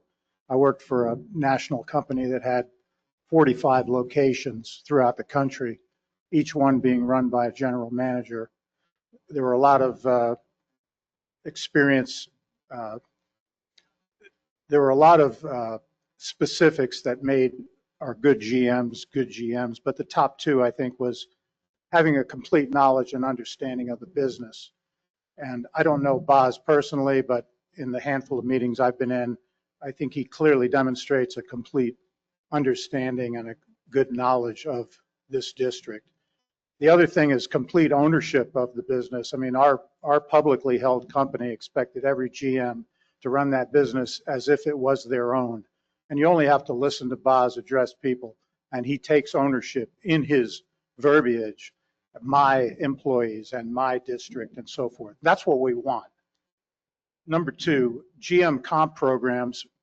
At the company that I worked with, those 45 managers, there were no two salaries that were alike. There was no template for GM salaries. You might think that it might have had to do with cost of living, but it didn't. There were other factors, and it really came down to what was the best arrangement between the company and the prospective GM to get the job done. And some GMs were making double the salary that some other GMs were making, but it was all based on an individual basis. In addition, GMs were typically given a lucrative bonus for achieving financial goals that exceeded the expectations of the company. And Boz, I'm not hearing Boz asking for any type of a bonus program. He's simply asking for a fair salary to do the job. You know, one of the components that determined what the salaries were was the location. And I remember when I was offered a job in Virginia as a GM, they also had asked me if I wouldn't mind taking a job down in Macon, Georgia. And they were willing to pay me tens of thousands of dollars more to move there. And I still didn't want it. And I think if I had been offered as a 48-year-old a job in Sebring, Florida, it would have had to be significantly more than many other locations because it just wouldn't have been a fit for my lifestyle. So I think you'd have a hard time finding people to replace Boz. If they were older than Boz, they likely wouldn't have the energy that he demonstrates. And if they were younger, I don't think they would have the capabilities. Lastly, within our company, GMs reported to the executive board. I guess you 5 members are the equivalent, but the priority of the executives when it came to handling proven GMs that got the job done and lived it and breathed it, was to keep that GM happy and keep that GM motivated. And there are plenty of ways throughout this district that you can find savings of $20,000 or $25,000. You shouldn't be trying to pull it out of the pocket of the general manager. You're a little over 3 minutes. If you just wrap it up, please. Yep. Thank you. The last thing I'd like to say, the GM's job is not like jobs that most people are familiar with, where you go to work Sir, for 40 we really can't. or 50 hours a week. I've given you a little more extra time already. If You gave me 10 seconds, so can I have 30 seconds? You're almost at 4 minutes. May I have So if 30 you can- seconds? It's not my decision to make. May I have 30 seconds, sir, Mr. Gilpin? Can you have 30 seconds? Okay, so a GM is not a 40 or 50-hour job. To do a job like Boz is doing, or like I did, or many other GMs did, you live and breathe it 24/7. You actually don't schedule going to work. You schedule time to relax and time to spend with your family. So when people think he's being paid an exorbitant amount, you should think about the nature of the job. And lastly, as we drive out, Wait a minute now. watch, the sign says Sun and Lake Golf and Recreation. Golf and recreation.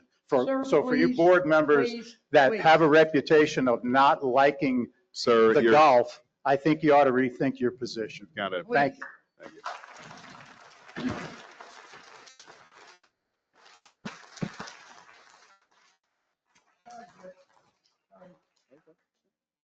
Next.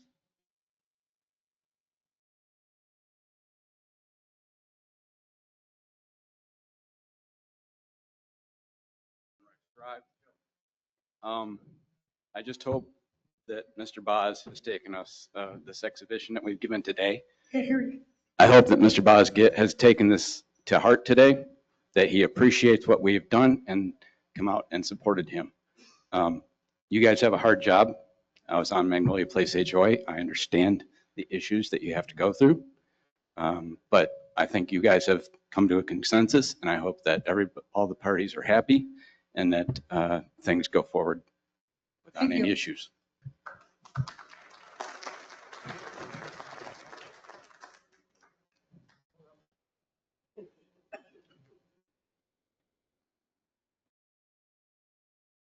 Hi, Debbie Turner from Myrtle Beach Drive.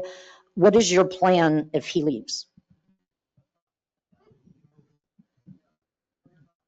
Ma'am, public comment's not a Q&A. It's just an opportunity for you to share your comments to the board. So, Okay. Yes, ma'am. Then my comment would be, I believe you guys are there to support our community and to have the best interests of the citizens at heart. And I think everybody here has expressed what our best interests are at heart and what we would like you to decide to do. And Boz, by the way, we were on vacation and did not get to sign that petition, so you can add 2 more names to that.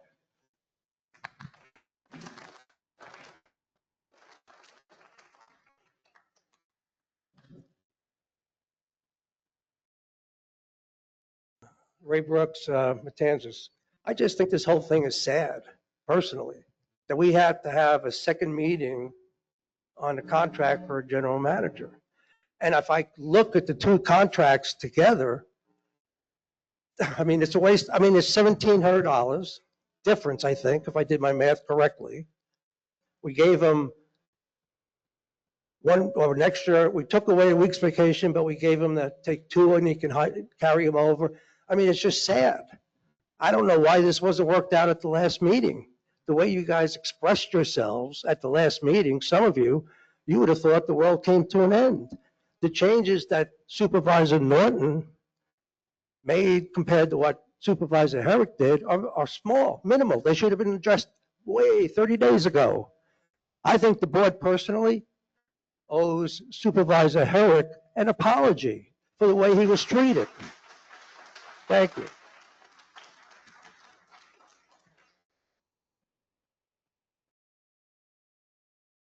Next. Okay, thank you all for your comments. We have comments from the supervisor. Who wants to be first? We ask questions. Do any of the other employees get the matching that Boz is asking for? Can I ask HR that?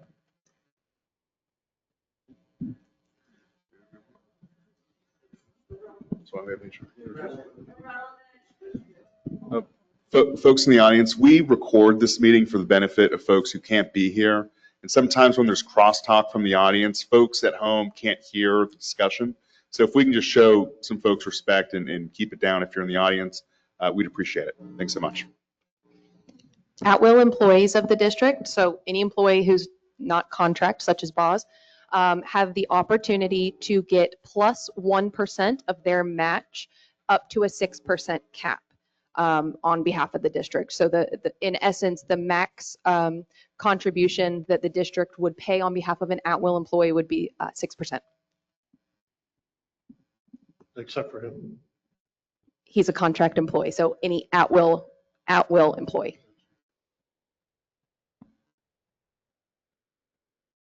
Any other comments? Okay, I guess we can. Just one question. Can you be happy with the contract that's been presented to you today? I'm fine with what we negotiated with Mr. Norton. I'm fine. I make a motion to approve the acceptance of the contract by the GM and execute the contract with a start date of 30 May 2025. I second it. Supervisor Phillips? Yes. Supervisor McLaughlin? No. Supervisor Herrick? Yes. Supervisor Norton? Yes. President Gilpin? No. We now have a new general manager, or extended general manager, so.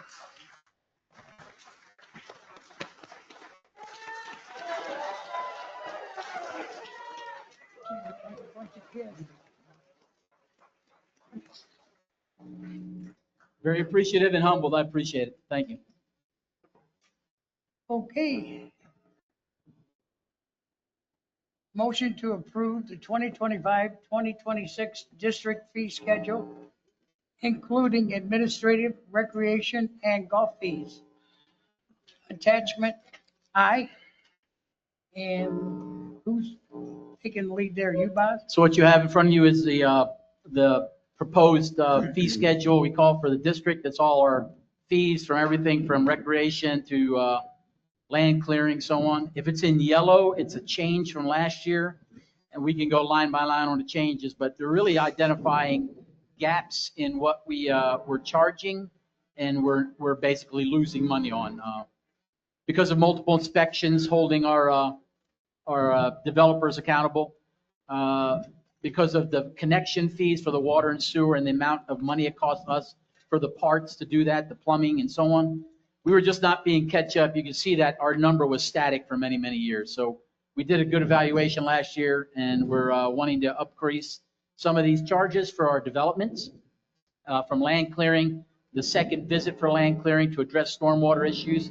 So that's the major changes on this one. On page 2 are some from our recreation fees. This is all solely based on the addition of a new pool. With the ability to have a new pool, that's going to bring us probably another 200 personnel, so 300 in total capacity. We're able to offer a lot more access to that with a spa, a pool, a recreation area inside there, a new yoga and gym room. So we're asking for a small increase for the resident fee of $150 and $275 for a family. We have some additional charges there for racket membership. Yes, we had a year of basically testing. Could we do it with nothing? And we did that, and we had a lot of members join us, internal to district as well as external.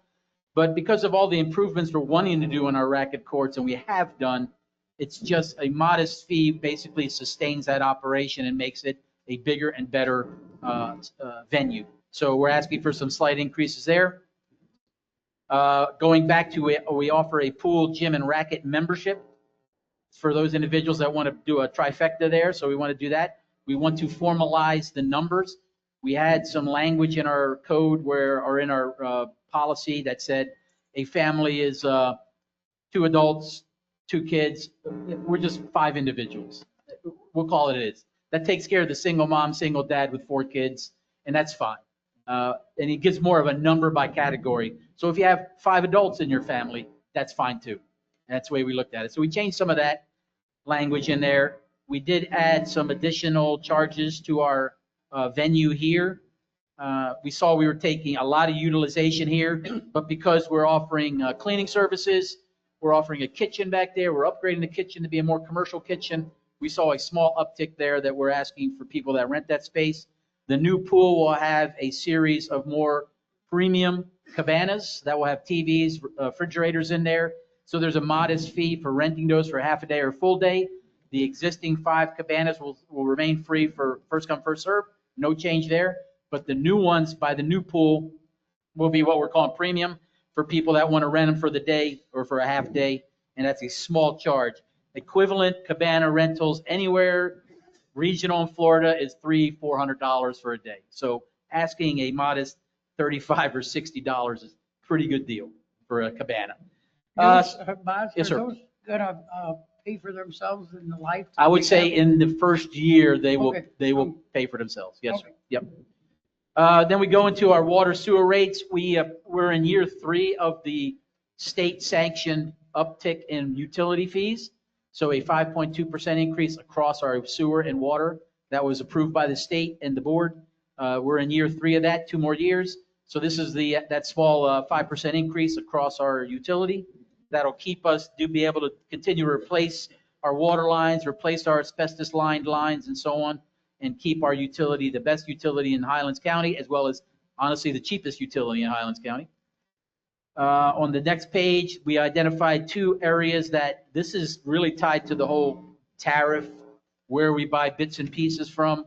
The pumps that we charge the developers to install for our low pressure system, we've been taking almost a $500-600 hit on those for many, many years. That market has changed. The new vendor we found, basically for $1,000, and it's $100 for us to do the hookup and connection to it. We're needing to catch up to that, and this is really a fee mainly for developers, but also if your pump and you're on that system goes out, this will be the fee that you would be charged, as well as the new lid box and so on. This is really, there's no profit in here. It's just to get them to where we're being charged right now on the open market. That takes care of our utility, our recreation, and so on. What we're doing now is for the golf rates. We've had this discussion the past 2 months. We brought it to you. We had a public session with our golf community a few months ago. And right now what's presented here is the recommendation that we take our golf rates for membership up to 10%. That is right there. Those numbers in yellow. And then across all the public play, what you see at the bottom there, there's an equivalent 10% increase for the public as well. And because the members are going to play 10% because they have utilization of our course. We have some categories you see there. It's not across the board 100%, You'll see some areas that are not yellow, but in those areas, when the board approved a range for us to be able to feel the market out and sway in between that range at our level, between myself and Mike, we are able to make profit, and we've made profit this year, keeping that range. But in some areas, we found that the range was a little low. That's the 10%. We added that in there to those areas in yellow. So recommending that for moving to go forward. The biggest need for this 10% increase in golf membership, honestly, is tied to the $15 rate of the state mandated rate. Our golf staff, our greenskeepers, our golf barn, cart barn folks, they were all in the $12 range. And because we're mandated by October of next year to bring them to a $15 minimum, there's a big hit this year, but next year to be a lot more manageable hit. And I'm looking at the profits to pay for that, not a new rate increase for membership next year. Because next year to get us to $15 with our current staff, probably a $60,000 to $70,000 increase next year. But this year we're having to throw about $300,000 at it because we're so low in that pay range that if we don't do it heavy this year, then when you approve the budget next year, it's going to be more of a 15-20% increase across public and private play, member play. So we're asking for a larger increase there. What you will see this year and moving forward for members more so than public, we will have a finite, very detailed presentation where your membership dollars are going. How much is going to a course? How much is going to management? How much is going to golf reserves? So you're able to quickly see that if you pay $5,000, there's bits and pieces that's carved out for any reason. And if we see the market changes, be it payroll, be it fertilizer costs or whatnot, then we can have a more informed professional discussion that if they just slammed us with a 30% increase in fertilizers and you guys are paying, $100 for fertilizers, we're either going to have to eat it or we need 30% more, for example. But I can have that discussion if I lay out exactly where your money's going instead of this nebulous, give us $6,000 and you'll be fine. We'd rather not do that discussion. We'd rather have a detailing of where your membership dollars is going. The main change also, we discontinued our rate of the 85, is that right, Mike? Yes. Yeah. So 85 to 90, we discontinued that. So basically we have a 0 to 50. We have a 50 to 80. Correct. Yes. And then we have the super seniors, which we made a major discount because our super seniors are 90s and above are not, they're playing maybe once a month, if that. So we super discounted that. And God love you if you're 90 years old and you're playing golf. So I don't mind charging only $100 a month. So we did change that dynamic. We lowered the rate of the 85 category and we upped the rate a little bit on the flip side so we can level that out. And then we did add an initiative. I know this was tried in the past. I don't think it was tried with the right calculus, but we did add an initiative to, again, generate revenue. You tasked me to find revenue streams that will not raise our rates. We're recommending that there's a 1 month to 5 month opportunity to become a member for a short period of time. We use the highest pay category, the top of the season category. And if you're willing to pay that for 1 month, $900+ we do here, again, God love you, but you're not gonna sneak the system and try to get a lot of play in there. But it also gives an opportunity for individuals that are here for long periods, visiting family, on a work stay, on a vacation, that are here, and they want to enjoy the benefits of membership, and we want to entice them to come back. And it gives an initiative to do that. So we're recommending that. We're recommending the discontinuation of that age category. And then other than that, there's some small ticks up in our public pay.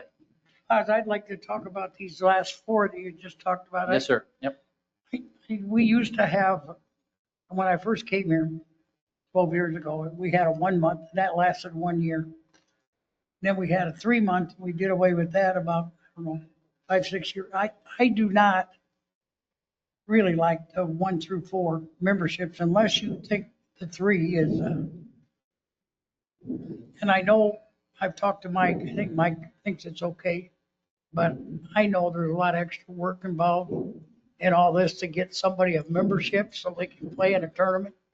To me, it's just, I think there's a better way to do that unless, I mean, I guess I can go along with the 3 month, but I just don't like the, of course, it's just me, so I guess it's up to all of us, but.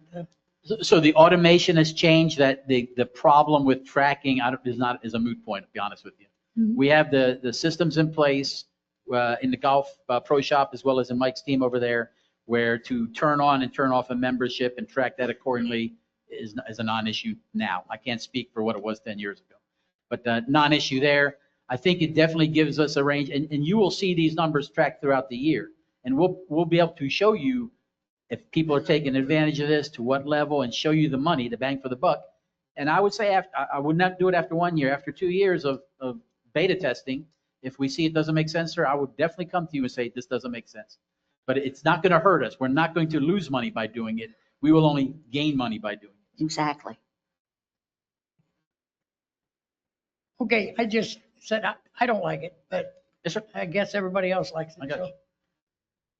Once again, keep going. Yeah. Just keep going. I've got a problem with 10%. I think $550 increase this year, I think that's a big ask. I think 8% is a big ask, but I understand that we've got the $15 requirement. And if there's a possibility that next year through our profits that we can achieve the extra money, I'm not so sure that 8% is a more reasonable for this particular year. That's still a $440 increase versus $550. I mean, it's still a significant amount, and that's just my thought.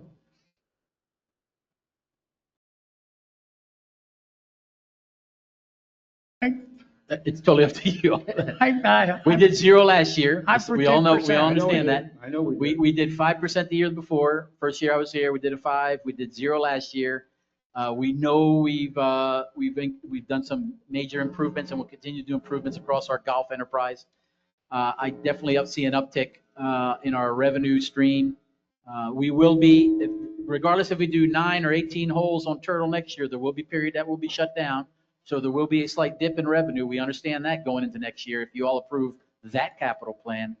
But I think we can make our money when it comes to finding other revenue streams. Some of these ideas, we are still in the very infancy of the when the developer sells a home, the inclusion of a membership and then paying us.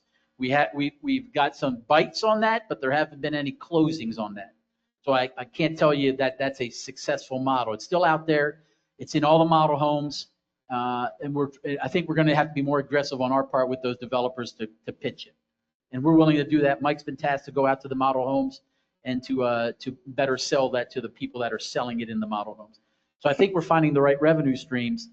But I hear you, sir. It's just our golf enterprise is just, if we want to keep it at the level that I think we all expect, it costs us money. I mean, we understand that. Well, when we went to no increase last year, Yes, sir. I think all of us knew that it was going to be a big jump this year. I would hope And so. I think with what we're being required of all of our employees, I don't have a problem with the 10%. My husband might, but I don't. Is this thing you're talking about with the developers, is that a $6,400 with tax membership? We're giving them the 30, was it 35, 38? Why did we do that? You know the number? Oh, not off the top of my head, but it was close to half off a family. It was a half off rate offered. It was really, yeah, it was. Why do something we like do that. half off? It's an introductory, that's about the number that we discussed. Okay, I just wanted an answer, right?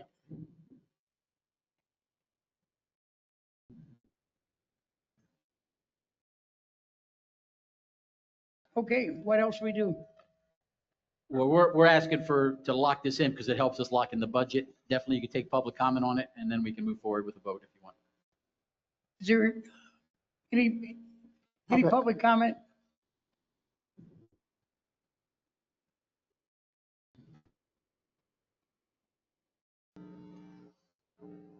Roger Leggett, Calatrava Avenue. You know, you're talking 10%. My raise is 2.5%. One of them will be 1%. Regardless, not lying. I can talk louder. My battery's about dead too.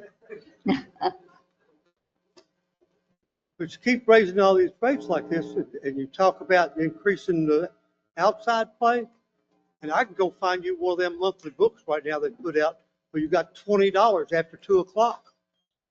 Costing me more than that on my membership. You know, it's horse hockey. You're beating the members up, and you're giving free rides to the outside play. And we're residents. 95% of us, I'm sure, are residents. And that golf course, I'm sure, was put there to the benefit of residents because it's a golf and recreation community. I'm all for raising what you need to raise, but you need to be a little responsible for it. I've said for years, if you did 1% a year or 2% a year, for years, if you started back when me and Charlie Shields suggested it 13 years ago, where would we be now? Because we went several years with nothing. And people don't get upset at 1% and 2%, but they do at 5 and 10. We lost several members last year, and we'll probably lose on this. Another thing, Bob, on the giving the half membership, we've done that before. We gained, 3 members? Maybe have 2 of them left. We did memberships with new homes. That didn't pan out very well either. I'm not against having incentives to bring people in there to try it, but I think you're going just a little bit overboard in my opinion. Thanks. Anyone else?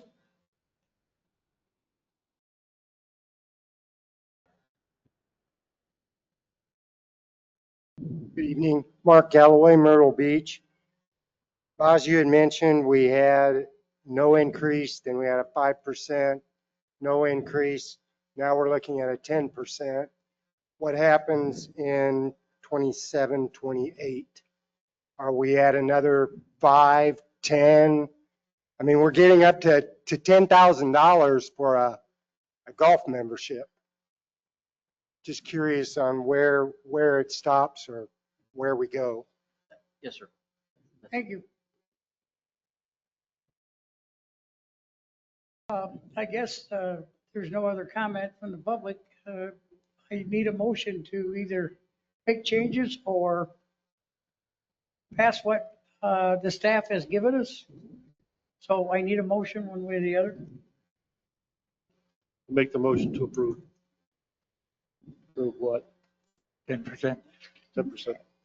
This page as presented? Yes. This page as presented? Yes. Well, the entire fee schedule, which is Yes. the 5-6 pages. Yes. I'll second that. Okay, we have a motion and a second. Supervisor McLaughlin, Yes. Supervisor Herrick, Supervisor Norton, Yes.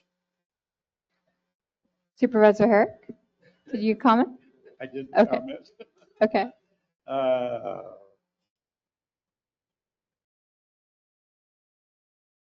Yes. Yeah, okay. Supervisor Phillips Yes. and President Gilpin. Yes. Okay. Thank you much.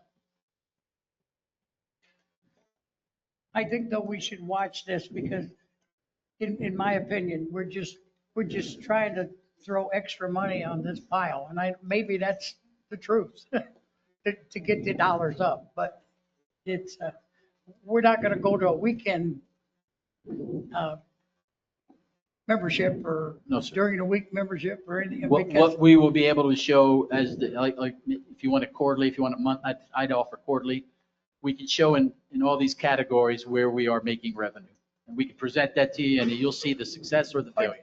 I agree, it's probably going to add, but it just looks like that's what we're doing, is trying to throw money at, make it look better, I guess. Boz- Okay. Boz, how do we make the public aware of this change? So the way it goes out, now that you've approved it, Mike puts it out to the membership with a letter to start getting members to do payments, because they start doing that in this month, next month.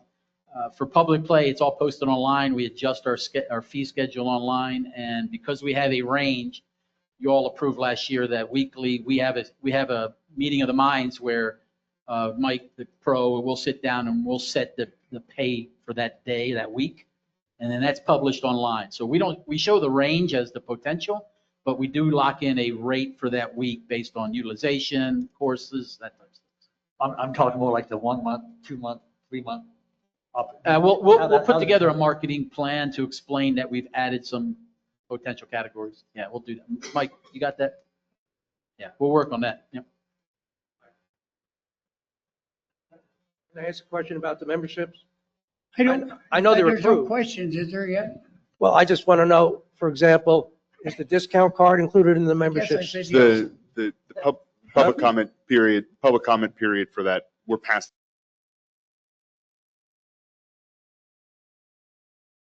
After the meeting. You're asking discount. I'll get with you, sir, after this. Yeah. Holy shit. Okay. Motion to, number D, motion to approve the 2026 to 2030 capital improvement reserve funding plan, attachment J. Okay, so what you have, we are mandated by our policy that we will produce a 5-year capital improvement plan. It's presented, we put some numbers against it, so we as staff can start planning for the future and start providing you some information.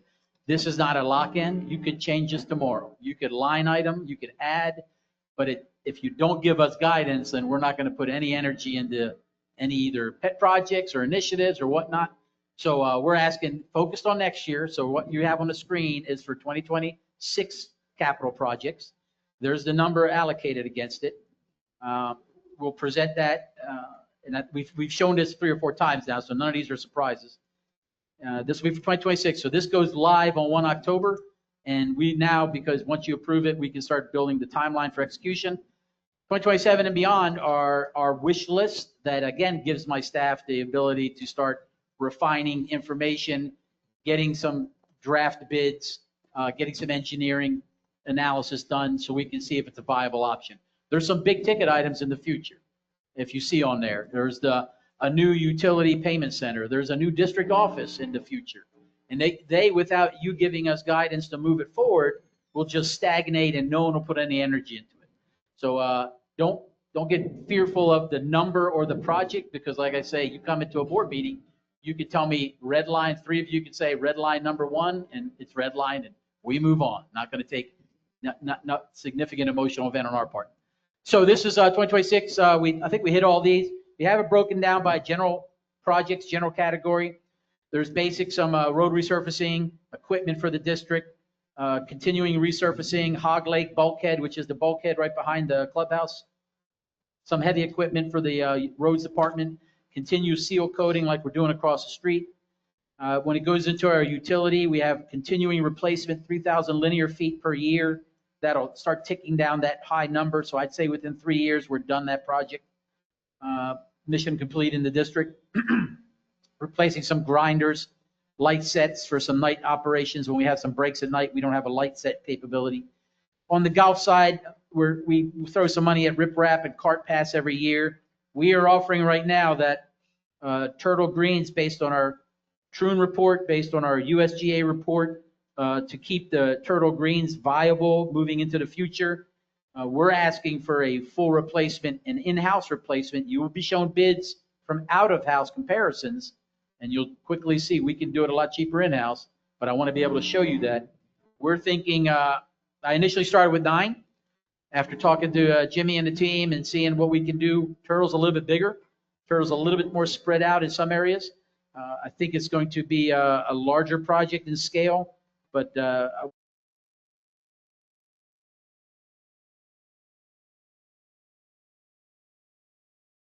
need to start fencing off money for, because it's going to hit us again with a big ticket item.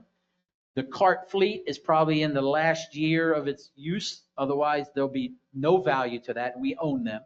So I want to be able to resell them, get some money back, but then buy a new fleet. At that point in time, mid-year, I'll present to you, these are our lease options, but this is our purchase options. We're in a lot better position because we'll pay about the same, $250,000 a year for a lease. So I'd rather pay $250,000 and own them. And then we can sell them either in-house or sell them on the market. And then there's, we spent about $1 million this last 2 years in replacing a lot of our mowers and grinder, all that stuff that I foresee it. The writing on the wall is in the next 7 to 10 years, that bill will be coming again. That equipment gets reused hard, and I just know it's coming. So rather than not talk about it, we're going to start fencing off about $100K a year into an equipment fund where when that hits us, it won't be a massive hit on our drain, on our reserves. Boss, Sir, what is a real grinder? Real grinder? Jimmy? So the reel grinders are how we sharpen our reels. We backlap them, but the grinder actually puts the edge on them. So it'll extend the life of our reels. Right now, we have a flat grinder which has no relief on it. So our reels are heating up when there's no humidity or moisture in the grass. So it's prematurely wearing them. So we want to put the relief on the reel, and we'll be able to get a better cut out of our mowers and extend the life of the reel. Thanks. So it's about a $2.6 million capital investment starting next year. All right, that's this list right here.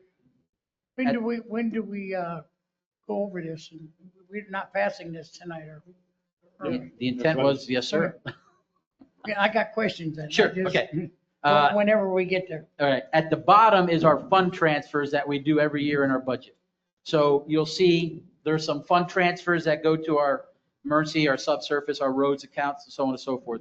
We added the golf account starting this year. Supervisor McLaughlin continued to ask that. It makes total sense.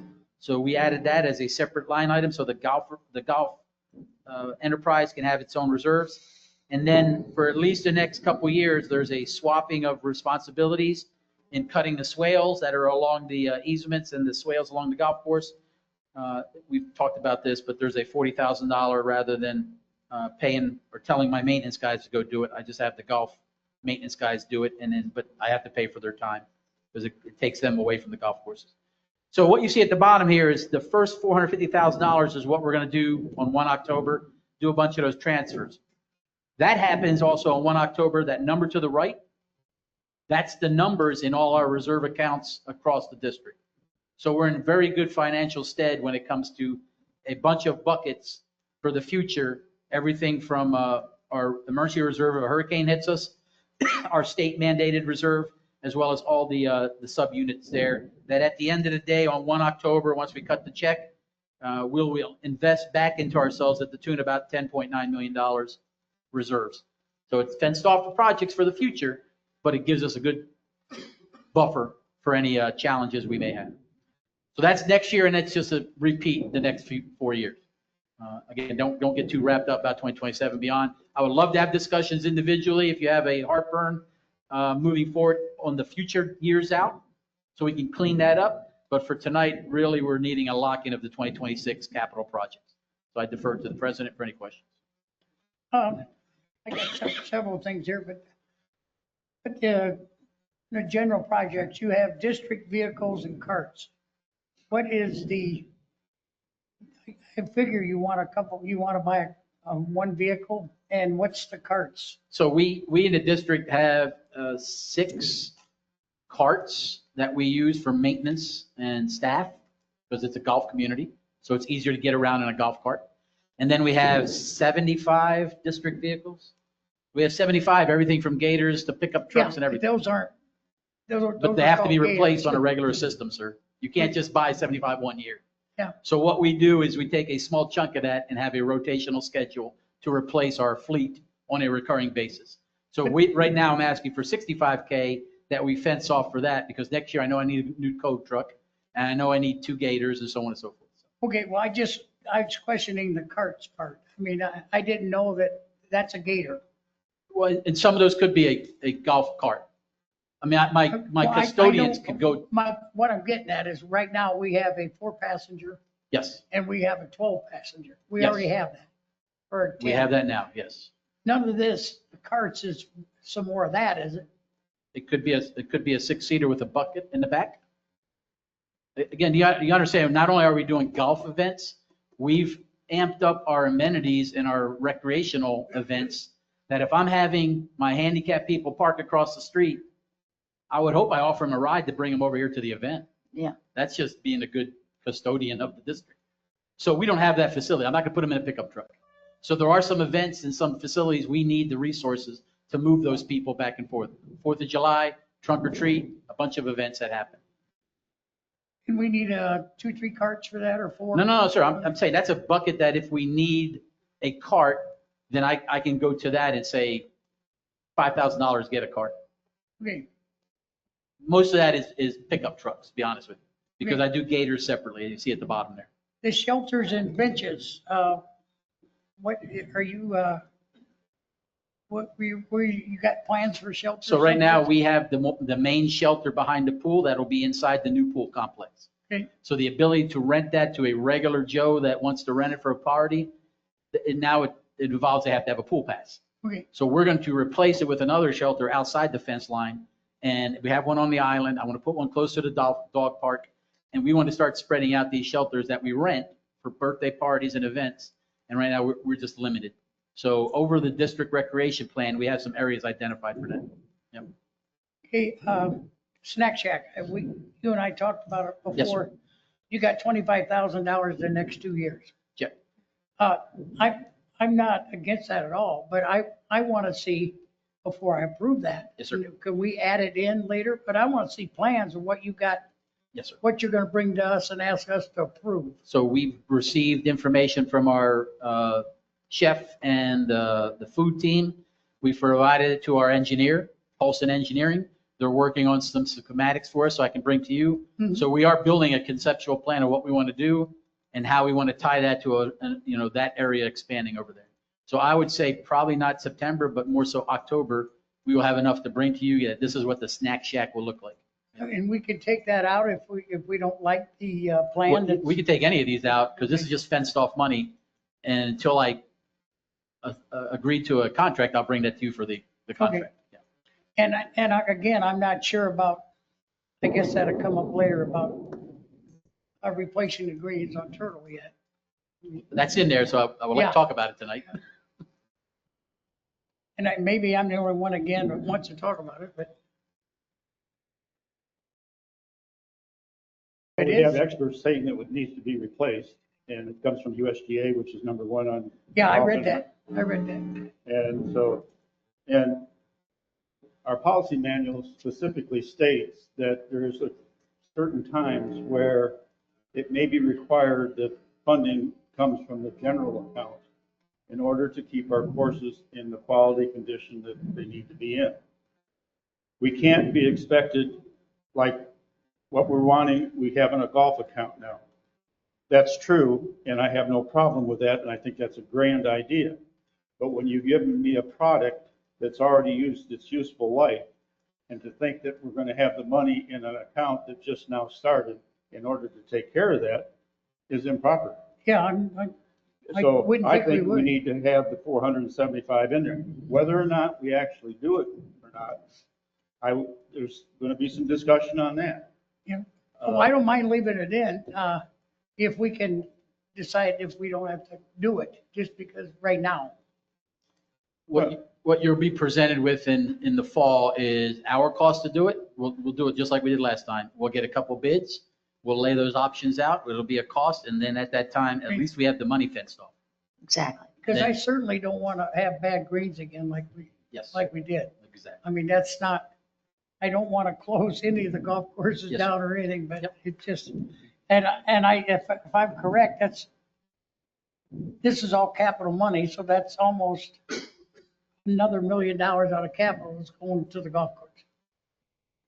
Yes, sir. Yeah, 930, well, yeah. it's really going to be a little more than that because you got Yep. the golf account. I don't know where that's coming from. That's 60 grand. That's But- from our assessments for assessment. living on the golf course. People that live on the golf course feed that account. Yeah, I know, but it's still going. It's, you know, not arguing that. Okay, Well, my confidence level that we'll have satisfactory greens on turtle through this next season is not high. yeah, We haven't been able to get successfully through a season on turtle unless we overseed it. okay, And yeah. then we heard all kinds of stuff about why we shouldn't do that, and it took so long. I mean, I was out on turtle today, and I'll give you credit, Jimmy, they really came back quite well. They were quite good. But, I mean, we're talking May, June, July, and starting of August before we got them back to where they needed to be. And that's just unsatisfactory as far as I'm concerned. We can't have a course shut down for that long a time. I just think that's unacceptable. And it impacts your revenue. Oh, yes, sir. What is gonna be your recommendation to oversee? Are we gonna do that, or are you gonna recommend it? I mean, I guess we're the ones that decide that, but. Well, so it's in the budget. I had to order the seed because it's allotment that you get from Oregon. I've booked it. It's not that much money, but so part of the reason why what happened this spring was because we double aerified the greens. We forced the transition.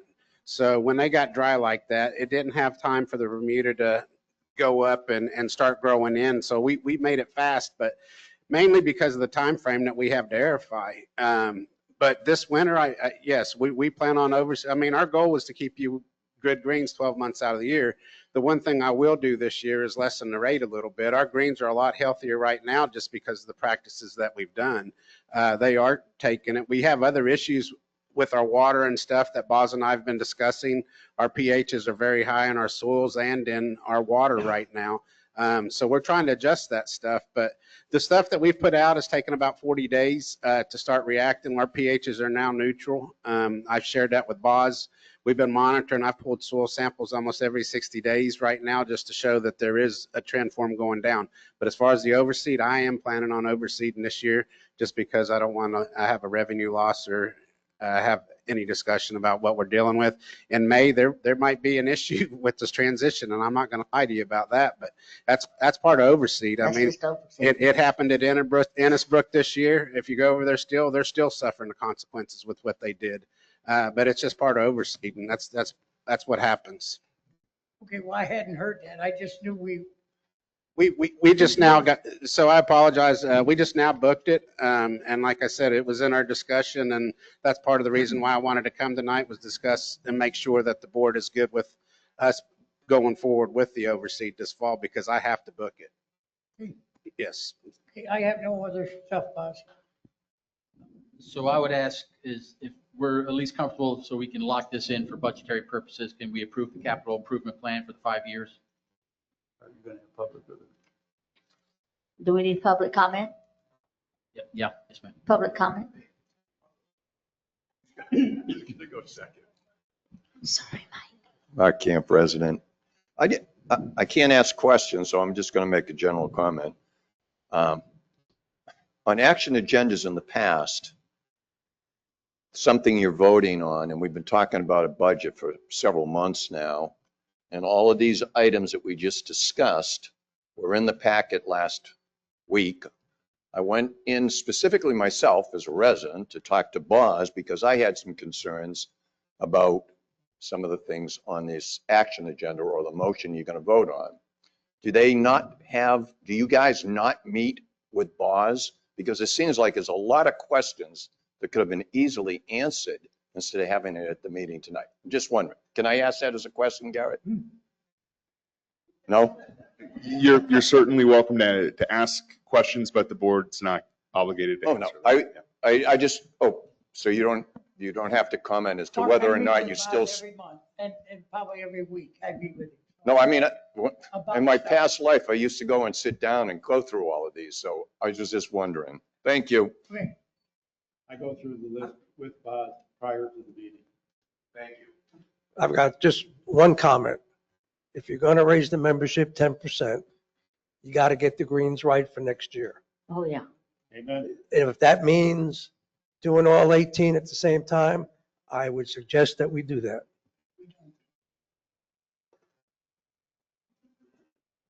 I make a motion to, in order to public. Make a motion. Make a motion to approve the 2026 through 23rd capital improvement reserve funding plan, attachment J. Second. Supervisor Herrick, Yes. Supervisor Norton, Yes. Supervisor Phillips, Yes. Supervisor McLaughlin, Yes. and President Gilpin. Yes. Thank you much. I would offer, Mr. President, a 5-minute break. We've been sitting a long time. It's a 5-minute break, and we'll get back in the seats. 5-minute break, adjourned.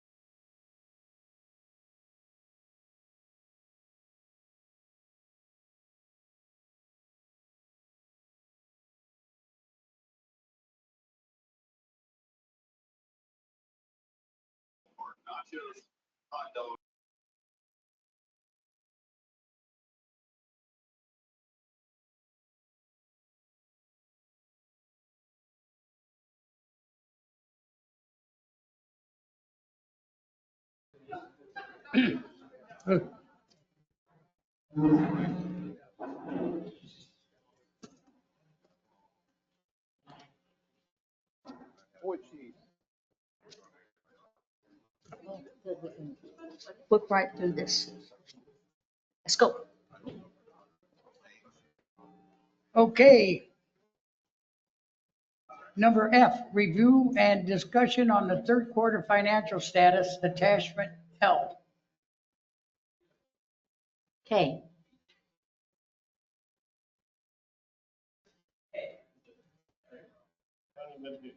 Mm-hmm.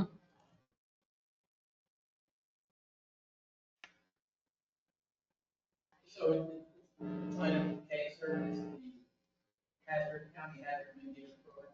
Is that what I said, K? Or, okay, it's K, I'm sorry. This is just an annual administrative review. This is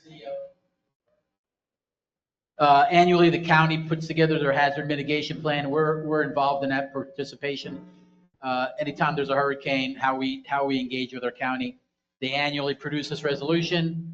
We basically approve it at our level, and then it goes to the county, and then it's agreement between us and them. There is nothing out of norm here. It's the usual. They will help us with debris removal. We will report to them, blah, blah, blah. So it's just an administrative annual requirement. So just asking for your approval of the resolution so the county can vote on it at their level. In your packet is the actual resolution the county provided, so. Mhm. If there's any questions. Any public comment?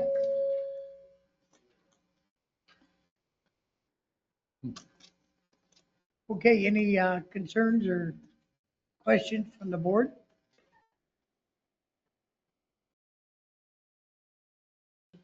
I make the motion for the resolution 2025-09, we're approving the Highlands County mitigation strategy. I second. Supervisor Norton, Yes. Supervisor Phillips, Yes. Supervisor McLaughlin, Yes. Supervisor Herrick, Yes. and President Gilpin. Yes. What is it, number G? We're item L now, Or sir. L? I got it, I got it. You go to Highlands County Schools, sir? Yeah, your book is not the easiest thing for me to read. Okay. Third quarter 2024-2025 budget analysis. Okay, this is our quarterly review for y'all. We do the monthly treasury reports. You see the numbers. We like to digest it in a very simplistic fashion here. So this shows you from October through June of this year across all our enterprises from general, utility, golf, and our reserves. So to just walk it on there is so far this year, we've generated 16.7 million in revenue. We've only spent 10.6 million. So that's a good thing.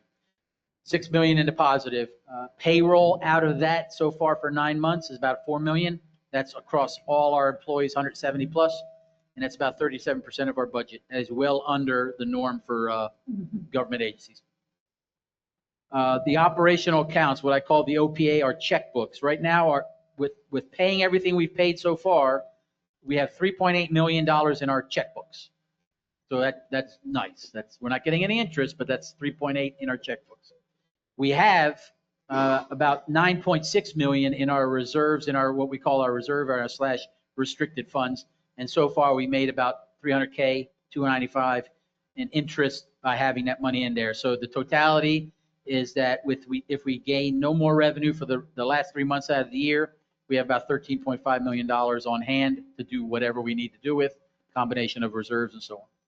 If you go by our enterprise accounts, so our general fund, we made 6 million, we spent 4.6, so about $1 million in the positive.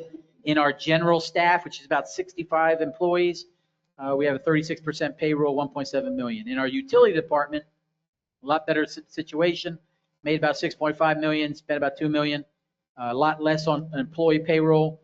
The difference here is that so far to date, we've collected about 2.4 million in our wastewater plant, and then the rest is revenue that we've generated in our operational accounts, and that's being used to fund some of these projects you see across the district.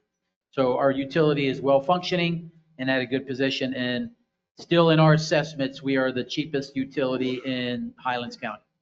And we got good quality water, we're the cheapest utility. When it comes to our golf, restaurant, and banquet facility, made about 4.1, spent about 3.7. We're about 400K in the positive so far to date. We're in our off season now, so it's going to get less with golf and less with banquets for the rest of the year. My concern in our golf operation is because of our high payroll, we're putting some effort in there to review the right level of staff, be it on the greens, be it in the clubhouse, be it in the cart barn, that type of stuff. I'm sitting down with the team over there to make sure we have the right mix. We have a lot more part-timers over there, a lot more low-wage individuals over there between servers and so on. So we're doing some analysis there to try to get that payroll more reasonable. Can't we separate those now that we have a new banquet hall being built and restaurant? Can't we separate all those instead of lumping them all together? We can. We do a little bit on the next page. But yeah, I hear what you're saying. Yes, sir. But overall, utilities doing well. We're executing the budget well below budget execution, 74%. We've made a massive increase in our reserves throughout the 9 months, and we've achieved a lot more revenue than expected, not because we're taxing more. We have a lot of past due assessments we're collecting. We have some grants that are coming in and a bunch of other money that we're finding that we're generating for the district. So good position to be in. And we still got 3 months to go. So on average, we're gaining about $1 million a month across all our enterprises. So we got 3 more million coming in, and we'll go from there. When you go specifically to Supervisor McLaughlin's question, just the golf, restaurant, banquets, a little bit more into the detail here. Still $400K in the positive, but in our golf enterprise, if it's just golf, a lot of revenue, 2.7 million. We spend 1.7, so you got about $1 million in the positive in golf. In our restaurant, a lot of expenses there. We're only to the positive about 55K. So some challenges in our restaurant, and it's just we do a lot, but it's a lot of money when it comes to payroll as well as the food and that type. We do have a breakdown there between the dining facility, the clubhouse, and then the banquet. You see the breakout of that 1.3 million. So about $1 million we make in our restaurant per se, our pub, and then about $350,000 in our banquet facility so far. And we are off season now, so banquets probably only going to get close to the 400. Our goal was 425. I think we're going to get there for 3 more months, but we'll continue to go there. So you have a $55,000 positive there. It's a little odd, and Mr. Camp brought this up in my office just so we're all clear. What you don't see on this slide that I will add in the future, you don't see the management overhead between Troon, Mike, marketing, the custodians. You don't see that number. And that's about, you'll see it in your financials. If you go back to your financial page, you see a breakout there. But that's about $450,000 in that area.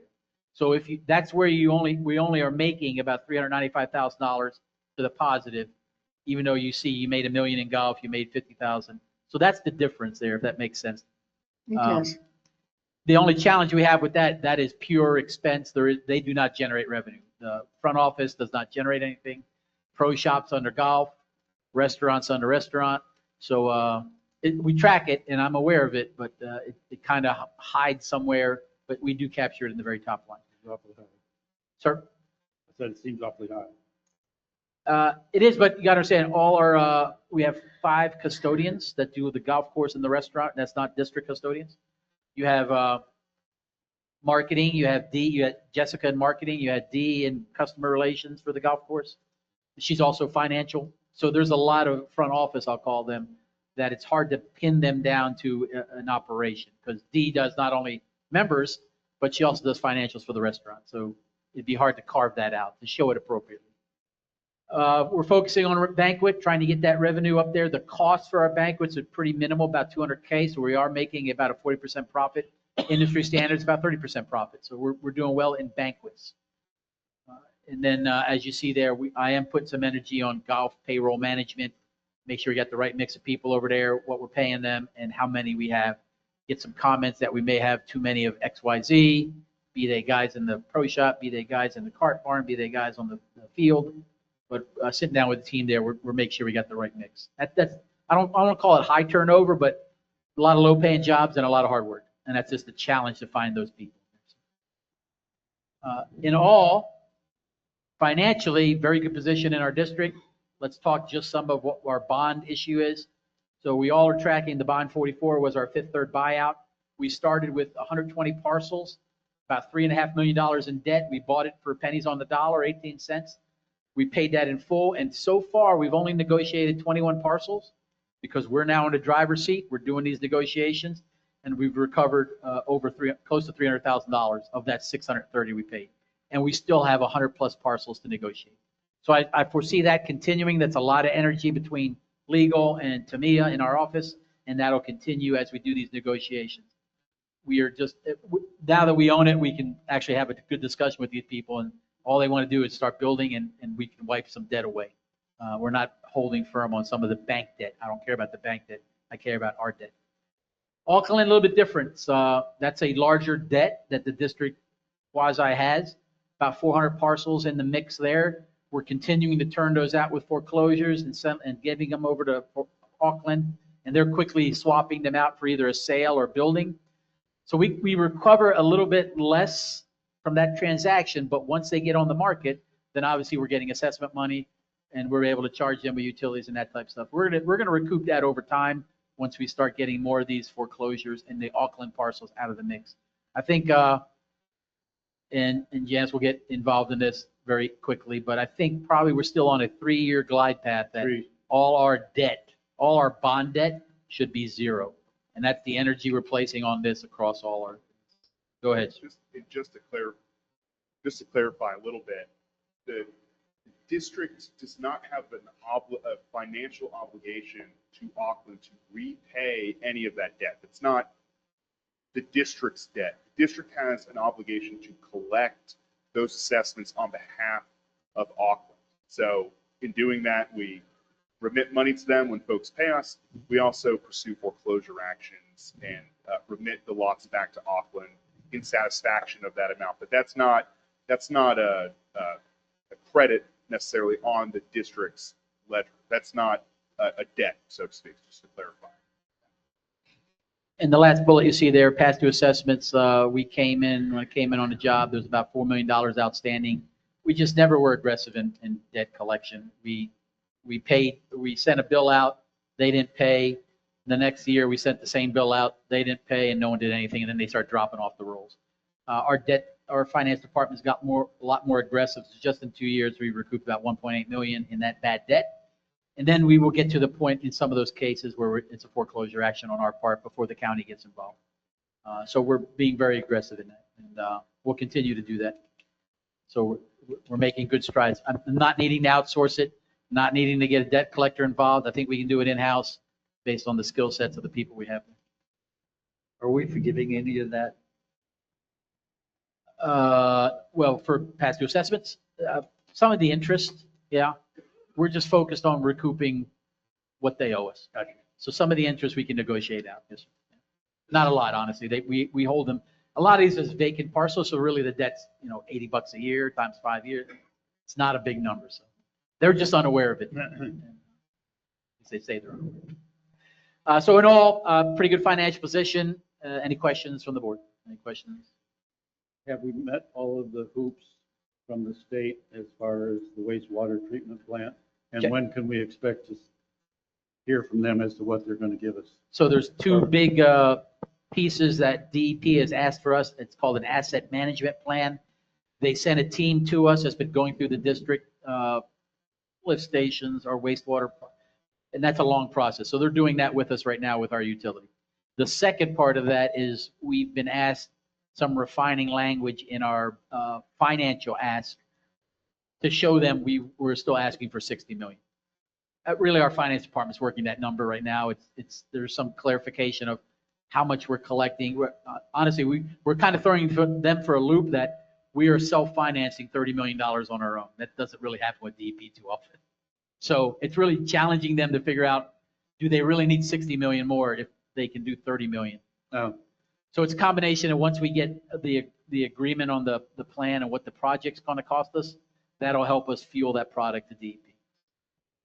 Probably foresee another 2 months of that back and forth until DEP can tell us this is what we're going to give you.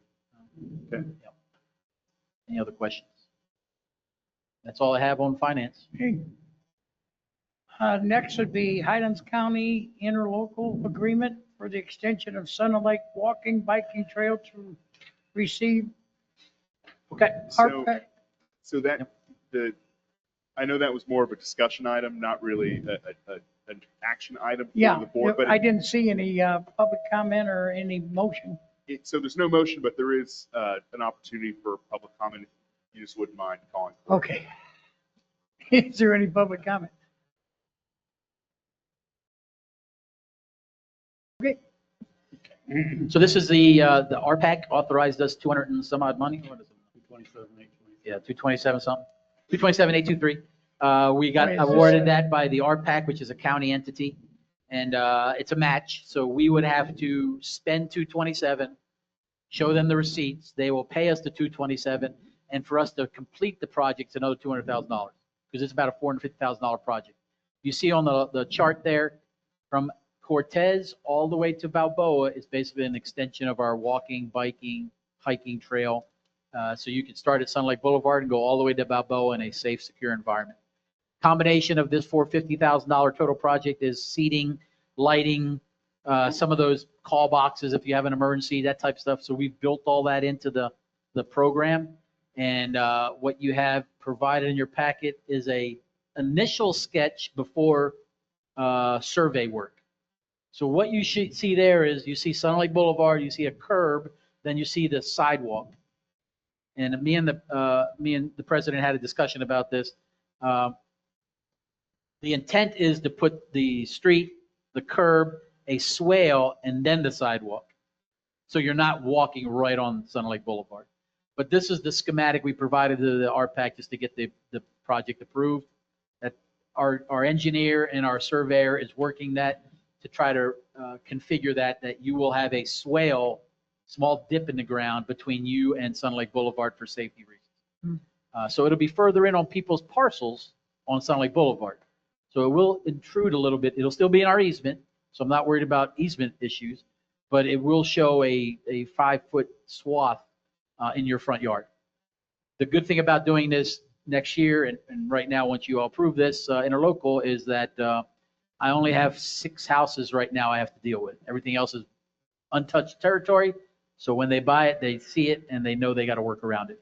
The 6 I have now, we'll have to make sure we appease those individuals. I'm not saying we got to pay them or do anything, but we'll have a discussion with those individuals. Could they, once the sidewalk is down, can they build houses that are Oh, yes, sir. not built Yeah. yet without Yeah. affecting the sidewalk? Part of our driveway permit, they would have to connect a driveway through our sidewalk and then go into the street. You see that on Sun Lake on the north side. And they're responsible if they damage the sidewalk? Yeah, they would be held accountable for that. So this is just asking to, you're saying we don't need a motion? You don't want a motion for this? No, this needs a motion. Yeah. Yeah, so we're needing a motion to approve this interlocal, so it goes back to the county. County board has seen it, has approved it, but they need us to agree with the interlocal agreement. I need a motion. Make a motion to approve. Get it. We have to have public comment first on this item. Public comment. Make a motion again. Second. Supervisor Phillips? Yes. Supervisor McLaughlin? Yes. Supervisor Herrick? Yes. Supervisor Norton? Yes. And President Gilpin? Yes. All right, thank you much. We'll get that on the county contract. An add-on, Mr. President, I know you guys authorized me to engage a legal contract in between meetings because of some necessity. So we brought on new legal counsel. Their contract's in here. I would ask that it be approved by you guys so we can move forward, sign it with you, Mr. President, because right now we're working off an interim agreement with my signature, and I prefer that to be your signature till we can do this transition with Lewis Longman Walker. And I'll pass it off to our new attorney to describe yourself and tell us where you come from. So I had an opportunity to introduce myself earlier. My name is Janice Rustin. I'm a shareholder with the firm of Lewis Longman & Walker. I've been a government attorney for 14 years. I come with the experience of 30 years of Lewis Longman Walker. We specialize in special district work. Terry Lewis, one of our founding shareholders, was very instrumental in developing the Florida statutes that govern Florida special districts. We did submit for the RFQ 2 years ago. We were very disappointed we didn't get it, but we're very happy that we're back here now. Garrett's done a fantastic job. I've been looking at the files. Everything seems to be in order. They've done a yeoman's job of really, pulling all the disparate pieces together. So I look forward to working with you all. What office are you out of? I'm sorry, I'm in the West Palm Beach office. The West Palm Beach. But we do have our St. Pete's office as well. We have, in our St. Pete's office of litigation, we have a condo expert or HOA board expert. In our West Palm office, we've got real estate transaction experts and litigation as well. But you'll be lead here every week, every month. Yes, I will be here. And just as an aside, I actually happen to own property in Sun and Lakes. My mother got it in 1984, and she passed away recently, and so I inherited it. So if you ever build on San Juan Drive, I am an owner. I actually don't know. The only way I can figure out to recoup some of our legal expenses. So very much looking forward to working with you all. Thank you. So part of that, just asking for a motion to approve the contract so we get the president to sign it and take it from there. Motion to accept the legal contract with Lewis, Longman and Walker. Public comment, please, before we do that again, There sir. is a public. I'm sorry. Second. Supervisor McLaughlin, Yes. Supervisor Herrick, Yes. Supervisor Norton, Yes. Supervisor Phillips. Yes. President Gilpin. Yes. Are we done with petitions? and No communications? petitions, nothing else. We're good. We're going right to legal. Legal.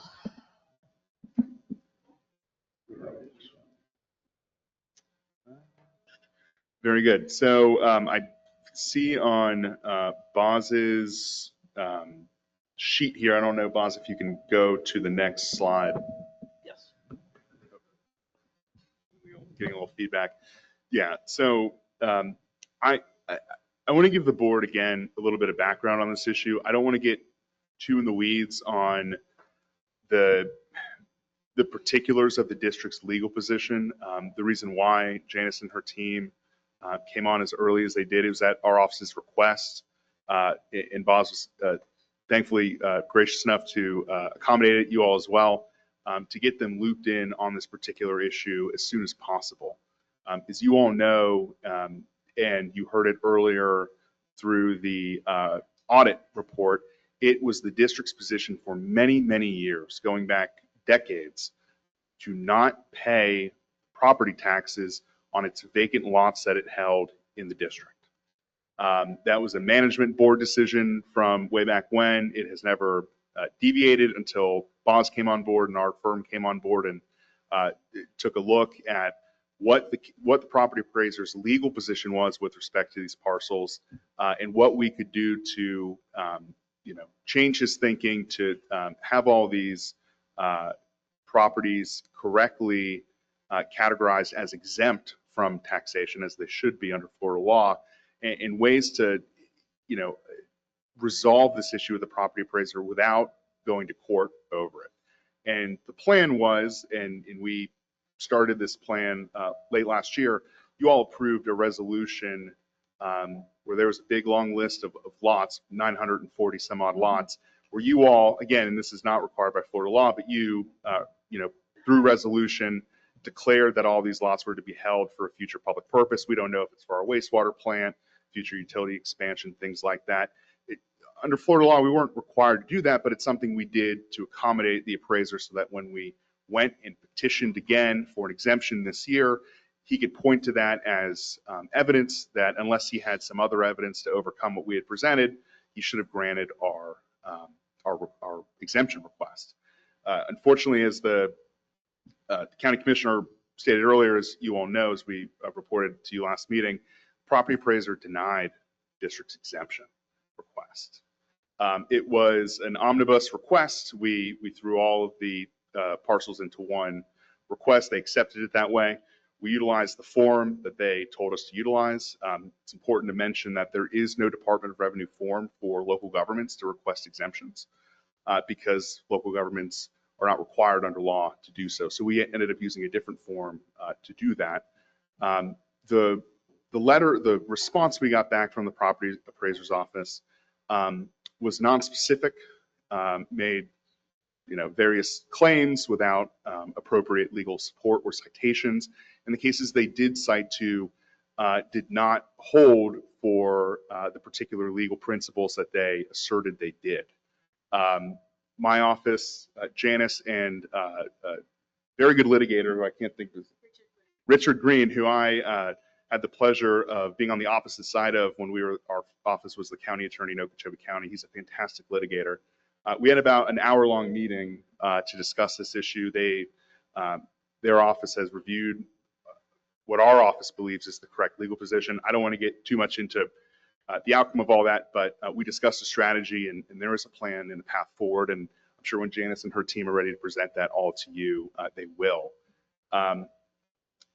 This is a particularly unfortunate issue. It's very odd to have a local government and a constitutional officer like the property appraiser's office to have this sort of issue where there's really not a fair reading of the law from their perspective. And that's what's so disconcerting about the response we got. But this is the reason why I'd asked Boss to have the firm come in early, so this item could be the first thing we dealt with in the transition. I can answer any questions you all may have. The statutory look back period for actions involving taxes like assessments is 4 years. So if there was a lawsuit that were to be approved in the near future to take care of this, it would operate to, if the district were successful, to essentially wipe out 4 years worth of taxes. So the other thing I wanted to point out very briefly, there was a comment earlier made by the commissioner, and I know he's not an attorney, but he's, I'm sure he's spoken to attorneys about this, but the prior lawsuit involving the district and the property appraiser's office was litigated many, many years ago. I believe in the late 90s, early 2000s is when it was finally resolved. And it has a very particular holding. And, all of the lots at issue in our request, all of the lots that would be a part of any future lawsuit, presumably those lots are not being held out for sale by the district. And a good example are the 2 commercial lots that you all purchased last year across the street from the existing district headquarters. Those are lots the board authorized purchase of for that specific purpose.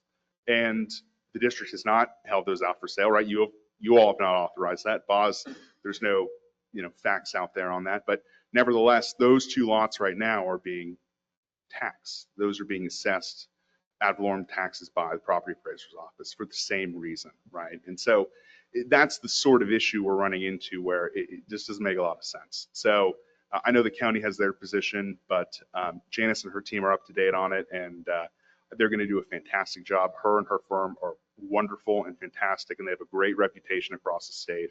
And I know they're going to handle this particular issue very well. Okay, so tell us how we're going to handle it. Well, that's, at the end of. I understand we're going to handle it, but how are we going to do it? So the one option would be, really the only option is you would authorize your new legal team, presumably at a future meeting, to go ahead and file a lawsuit against the property appraiser. There's 2 options. One is to pay the taxes. Certainly, that is an option. You don't have to take legal action. The issue is that in doing that, essentially what you're doing is you are placing on the residents of the district, the assessment payers of the district, this burden which under Florida law they should not have to bear. The district should not be responsible for paying these taxes. And that's something the board will have to discuss amongst themselves. But I believe the outstanding taxes on these parcels is $1.5 million. well over $1 million. In how many years does that go back?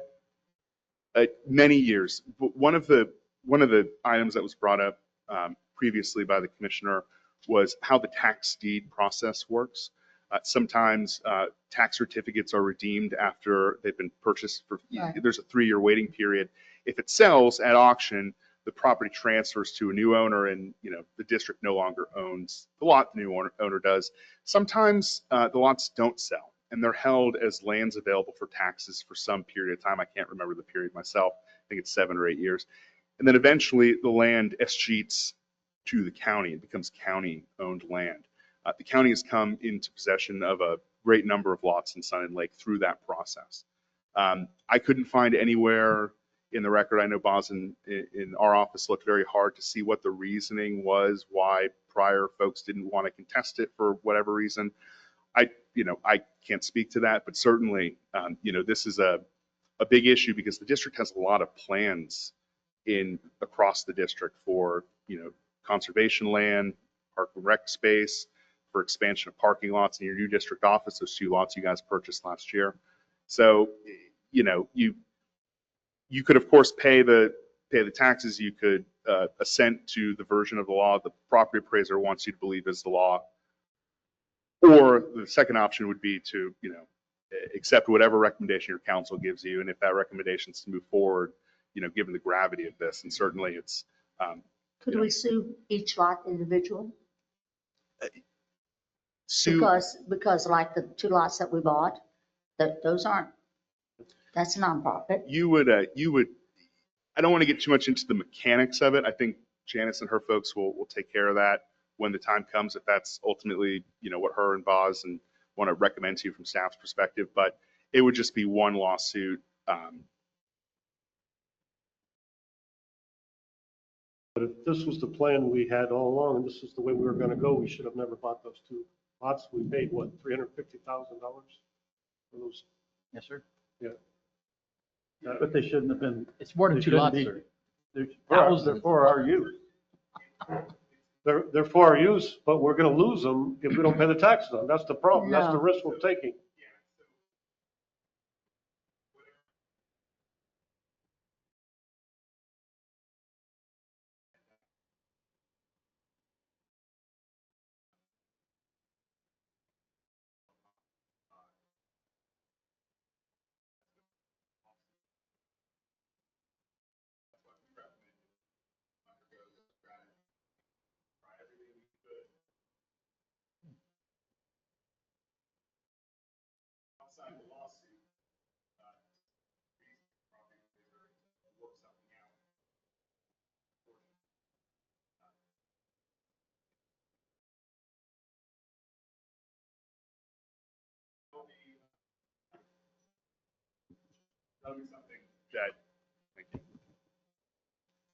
That'll be something that you all have to figure out as a board in the coming months. Will we be kind of first on what this is going to cost us? And That's what Janice, I mean, Janice will be putting that together for us. What's the cost of doing that? and I also would just like to be a little more informed. I mean, I actually found out that we weren't paying taxes on that stuff before all that. I mean, the cart was before somehow the supervisors didn't get notified that we weren't paying taxes on the new stuff. I'm not talking about the old stuff.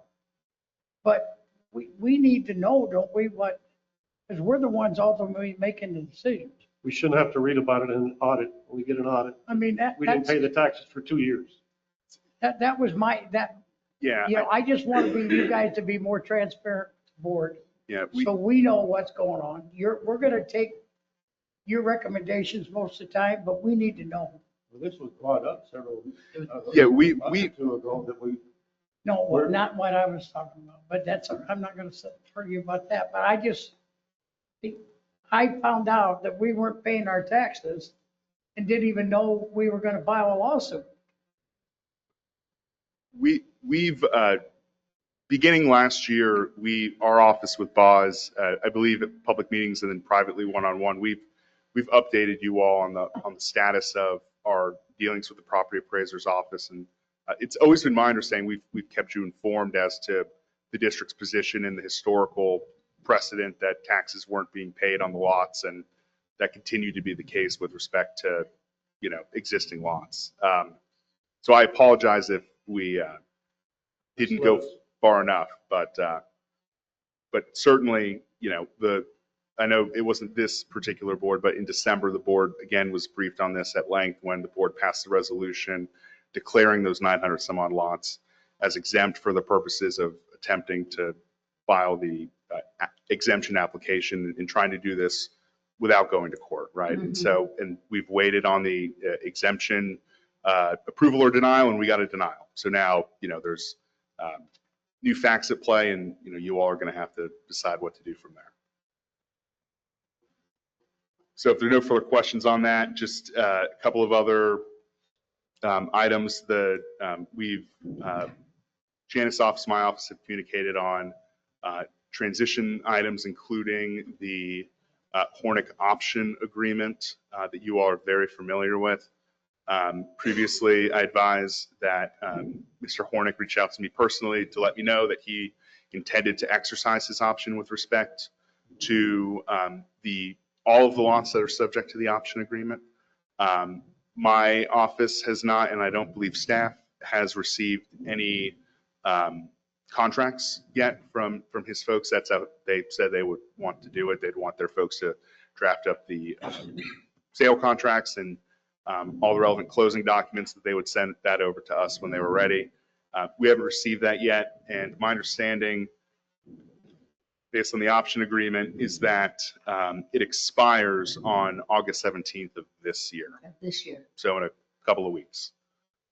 So I haven't had a chance to talk with him since he last reached out to me, and I haven't heard anything from anyone that he works with, which previously would usually be how it is. They would just send me the documents directly. So I haven't received anything, but certainly, there might be more movement on this in the next couple of weeks. And if not, then the option agreement expires on the 17th. You will, I'm sure you do have a plan B if he doesn't come through. It just expires. It expires. Yeah, well, I know but it's the other stuff that, I know he can not get what he wants, but he also has 2 parcels we sold him that he hadn't paid a dime on. Is what I'm talking. So he has, I think what you're referring to is there were abatements to when the first 2 years of his maintenance assessments were due on all the lots subject to the Arlington 1 and 2 sales, Yes. which are related but different from the option agreement. Him and his partner paid. Yeah, he's current on all that. Is he? Yes, sir. Yeah, and that was month earlier this year? Around the holidays. Yep. They came current on all that. And when the next time the bill comes due, they'll concur on that as well. And I've discussed with him at length their obligation to, in October, when special assessment for the wastewater plant is due on all these lots, what their obligation is. And he had questions about, well, what happens when we replat and, 20 little lots turns into one, larger lot, but it's for a retention pond and it's not going to use any resources. And Boz and Chris Rowe, the special counsel for the district who helped us with that special assessment issue, is still on the books and is still available to consult with folks on those larger questions about how their assessments are going to be revised, right? Because that's what the resolution provides for. So to accommodate those sorts of instances. So I haven't received anything. I don't have an update on this. I think he might have been on vacation for a good while, and I don't know if he's back yet, but if there will be movement on this, certainly it'll happen very soon. And then I don't have any other updates other than to say all of the litigation our firm was handling on behalf of the district with respect to the Auckland foreclosures have been successfully transferred to the Sokoloff Romatella law firm. We've been working with them to ensure that all of those files are, they're now handling them. And to the extent we need to provide, supplementary items like affidavits of attorney's fees, things like that, so the district can recover fees, we'll be providing those to them in the next few weeks as they need them. So no update there, but to say that that's all complete. And if it's the pleasure of the board, when we submitted our resignation, it had a 60-day notice provision. Now that you all have accepted Janice and the Lewis Longman Walker firm to be your new general counsel, it may be appropriate, and we would request that you all release the Vos Law firm as general counsel effective, midnight tonight, so that her and her team can pick up the baton, and so you all aren't paying more lawyers than you need to be paying, frankly. So if it's the pleasure of the board, I'd ask the board entertain a motion on that. Can I have a motion on that? Ending services with Vos Law Firm. Oh. I want to thank you and the board it's been a pleasure. And thought you've done a fine job. And then again, welcome Janice. But I'll miss our conversations and I need your card because I call a lot. I move to accept at midnight tonight the discontinuation of those law firm. Second. Supervisor Herrick? Yep, yes. Supervisor Norton? Supervisor Phillips? Yes. Supervisor McLaughlin? Yes. And President Gilpin? Yes. Yes. Hasta la vista. It's looking like I might not. Hasta la- hasta la vista. We'll blow through the general manager stuff here. The last big project, sir, is Sun Lake Curb and Gutter. We're continuing the swales. You see the red lines in there on your chart. So a large swale along Orion Orduna has been cleared out, will continue to be worked on, as well as the streets, the ABC streets we're working, and we are doing some other areas. I didn't mention, I didn't want to belabor the point. We are fully aware of Romano Street. Our engineer's working the issue. We have a plan to address it. We're going to get in there and fix it. It has just been a historical problem with the original builder that built that area, and there's no front swales. We fixed the back swale. Last year was a project that took a lot of water away from them. The challenge is both of the front swales need to be addressed. It's kind of coming back afterwards and correcting a developer's and a home buyer's issue. But I'll be bringing to you a cost for our utility department to do that with our public works, and we will address that. And then subsequently, based on our I'll call it animal mitigation, we do bug spray. We'll check into snakes and frogs and all that fun stuff and see what we can do for them in that area with our public works guys. So fully aware of it. We got all those people's contact information, so we'll reach out. We're tracking 2 more speed bumps in that area, as well as they're next on the street lights starting 1 October. So they're getting like 30 street lights in that whole area. So it'll all be electrified. So they are not being forgotten. They're not being discounted. They honestly have brought it to me. We've been working at side issues. So I appreciate them coming, but we got it. And Southern Homes, those are Southern Homes houses. How do we make sure this doesn't happen in the future? We are working with the new Southern Homes that are 2 streets to their south and forcing them to do some of these corrections now while they're building. It's hard to go back to that street because this is years later. But we'll fix those streets, Romano, but we are correcting some issues with Southern, and Southern's fixing it, not at our cost. Okay, good. So we're engaging Southern. I think Southern's tearing up a couple driveways now. Yeah. They are, because I noticed. We're not approving their certificates Yeah. until they fix it. I noticed it yesterday or day before. We get some interior design work. This is part of the banquet facility. They're doing some interior design work for the banquet hall. Part of that is to show you guys a restaurant and a pub area interior design and upgrade. Last time we touched the clubhouse 10 plus years ago. That's, kind of a dated interior. So part of the banquet hall is a refresh of that whole area. So getting some design work done, and then I'll be presenting that to you guys. Who's doing the design work? This is a company out of Miami. They got the bid for that. I'm missing the name, but it's not a local company, a Miami-based company. They've come up twice to visit, and they've worked with our chef and our restaurant team, and we've worked some interiors. But you'll be showing that product for display tied to the banquet facility. Schumacher Road, Mr. Kerouac didn't mention it. We have the plans working with the county road department. That's Schumacher right there. That's going to take it all the way to the end. Where it has a cul-de-sac, we're actually going to end it to a street going north into Sun and Lake. That's that Fettuccine Road that's going to go there. So right now, and this is like an eye chart, so it's not worth it. But right now, the county has fenced off $400,000 for Schumacher. It's probably going to be close to an $800,000 project. They're struggling with their budgets, so that's their task, because they have until 2028 to be done with Schumacher. So they have a few more years. They're funding it. They're going to do it, and we're working hand in hand with the roads and bridge guys to get that done in a timely manner. The only update I'd say is you see the north side of the cul-de-sac.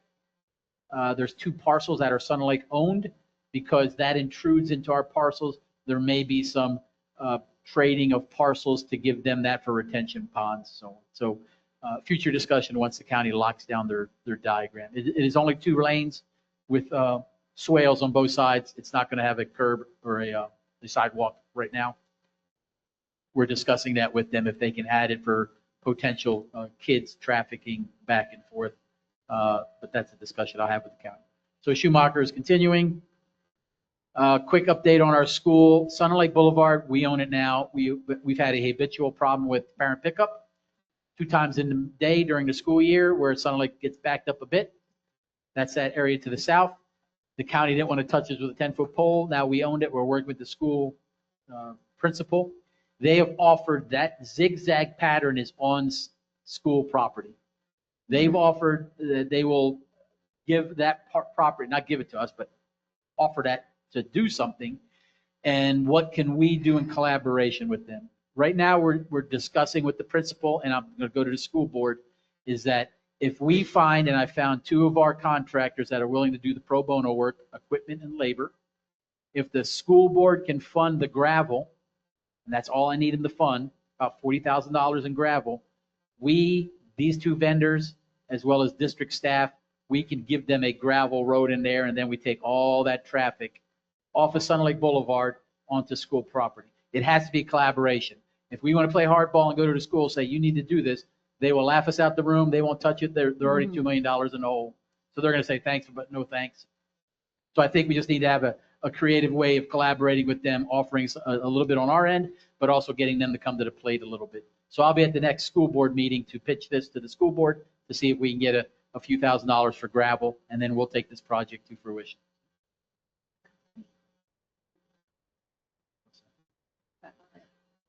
The company. Yeah. Yeah. Our next meeting's in September 9th, second Tuesday. It's not the first because of Labor Day, so just be tracking on that. And subject to your questions, we got the USGA report. You saw that. I don't think we need to talk more about that. It's online. Residents are available to read it. A lot of good feedback. Our 25K and above, nothing out of the norm. This is all within budget. The usual, paying the water bill, paying the Duke Energy bill, paying for generator fixing, and the county, Highlands County insurance bill. So Did our nothing, Duke Energy bill go up? 8%. Yeah. Mine did Uptick. too. Yep. Just wondering. Yeah, Duke, the good thing about, I say the good thing, once we get the solar lights in place, we're not going to see a major uptick in Duke Power bills because what we're saving in electric power is going to be close to $10,000 a month future. It's not going to lower that amount. That's what we're paying for all these buildings and all the lights we have right now. But you're not going to see a bill of $10,000 more from Duke Power for all these new lights we're putting in. All right, so that's going to be good. There was no golf minutes this meeting or this month. They did not have a meeting, so nothing to file there. And obviously, our staff is working across all our departments. Nothing inordinate.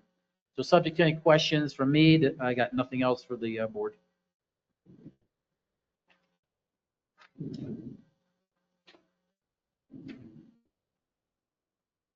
Know if there's anything, Any more questions? we need to have it's something new, public comment in general on the staff reports. And then where did that come from? From Mark asking, is that where this? We used to have it. We just fell off our agenda. I just, Yes, sir. when I saw it. Yeah, I didn't yeah. know. Okay. We don't do a line by line. We just summarize it for all the Okay. staff stuff. Okay. Yeah. Mark Camp, President. Yeah, actually, it's been on the agenda for the last 3 or 4 meetings. Can't hear you, Mark. I said it's been on the agenda for the last 3 or 4 meetings, public comment at the end. But specifically, I wanted to wish Garrett the best. I'm not quite sure what your future endeavors are, but whatever they are, I wish you the best. Welcome, Janice. And since I can't ask questions, I just want to address the board as well as some of the people on and within the district, because I had a brief meeting with Boz the other day. I'm not an attorney. He's not an attorney, so I don't pretend to be no legal ramifications here. But I listened to Scott Curick. I listened to Garrett a while back about this tax assessment. Okay. And of course, I read in the in the packet that it was denied, and that was covered in this meeting. I just hope that this board, as well as our attorney, Janice, looks very carefully at this, because it seems to be question as to whether or not we can actually recover some of that assessment or not pay the assessments. And in the past, the district has incurred very large legal bills pursuing something like this. So I hope that we have everything in line if we're going to pursue it. Thank you. Anybody else?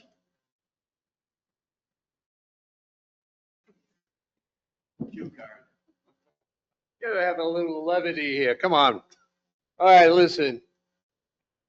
Sincerely, I congratulate General Manager, resigned, and I really appreciate all the work and thoughtfulness that he's contributed to this district. It's really something else. I've never seen anything like it. And I come from Massachusetts, and that's another question. But I tell you, really, I've never seen so many projects that are started, like I reiterated, started and completed, and more on the drawing board.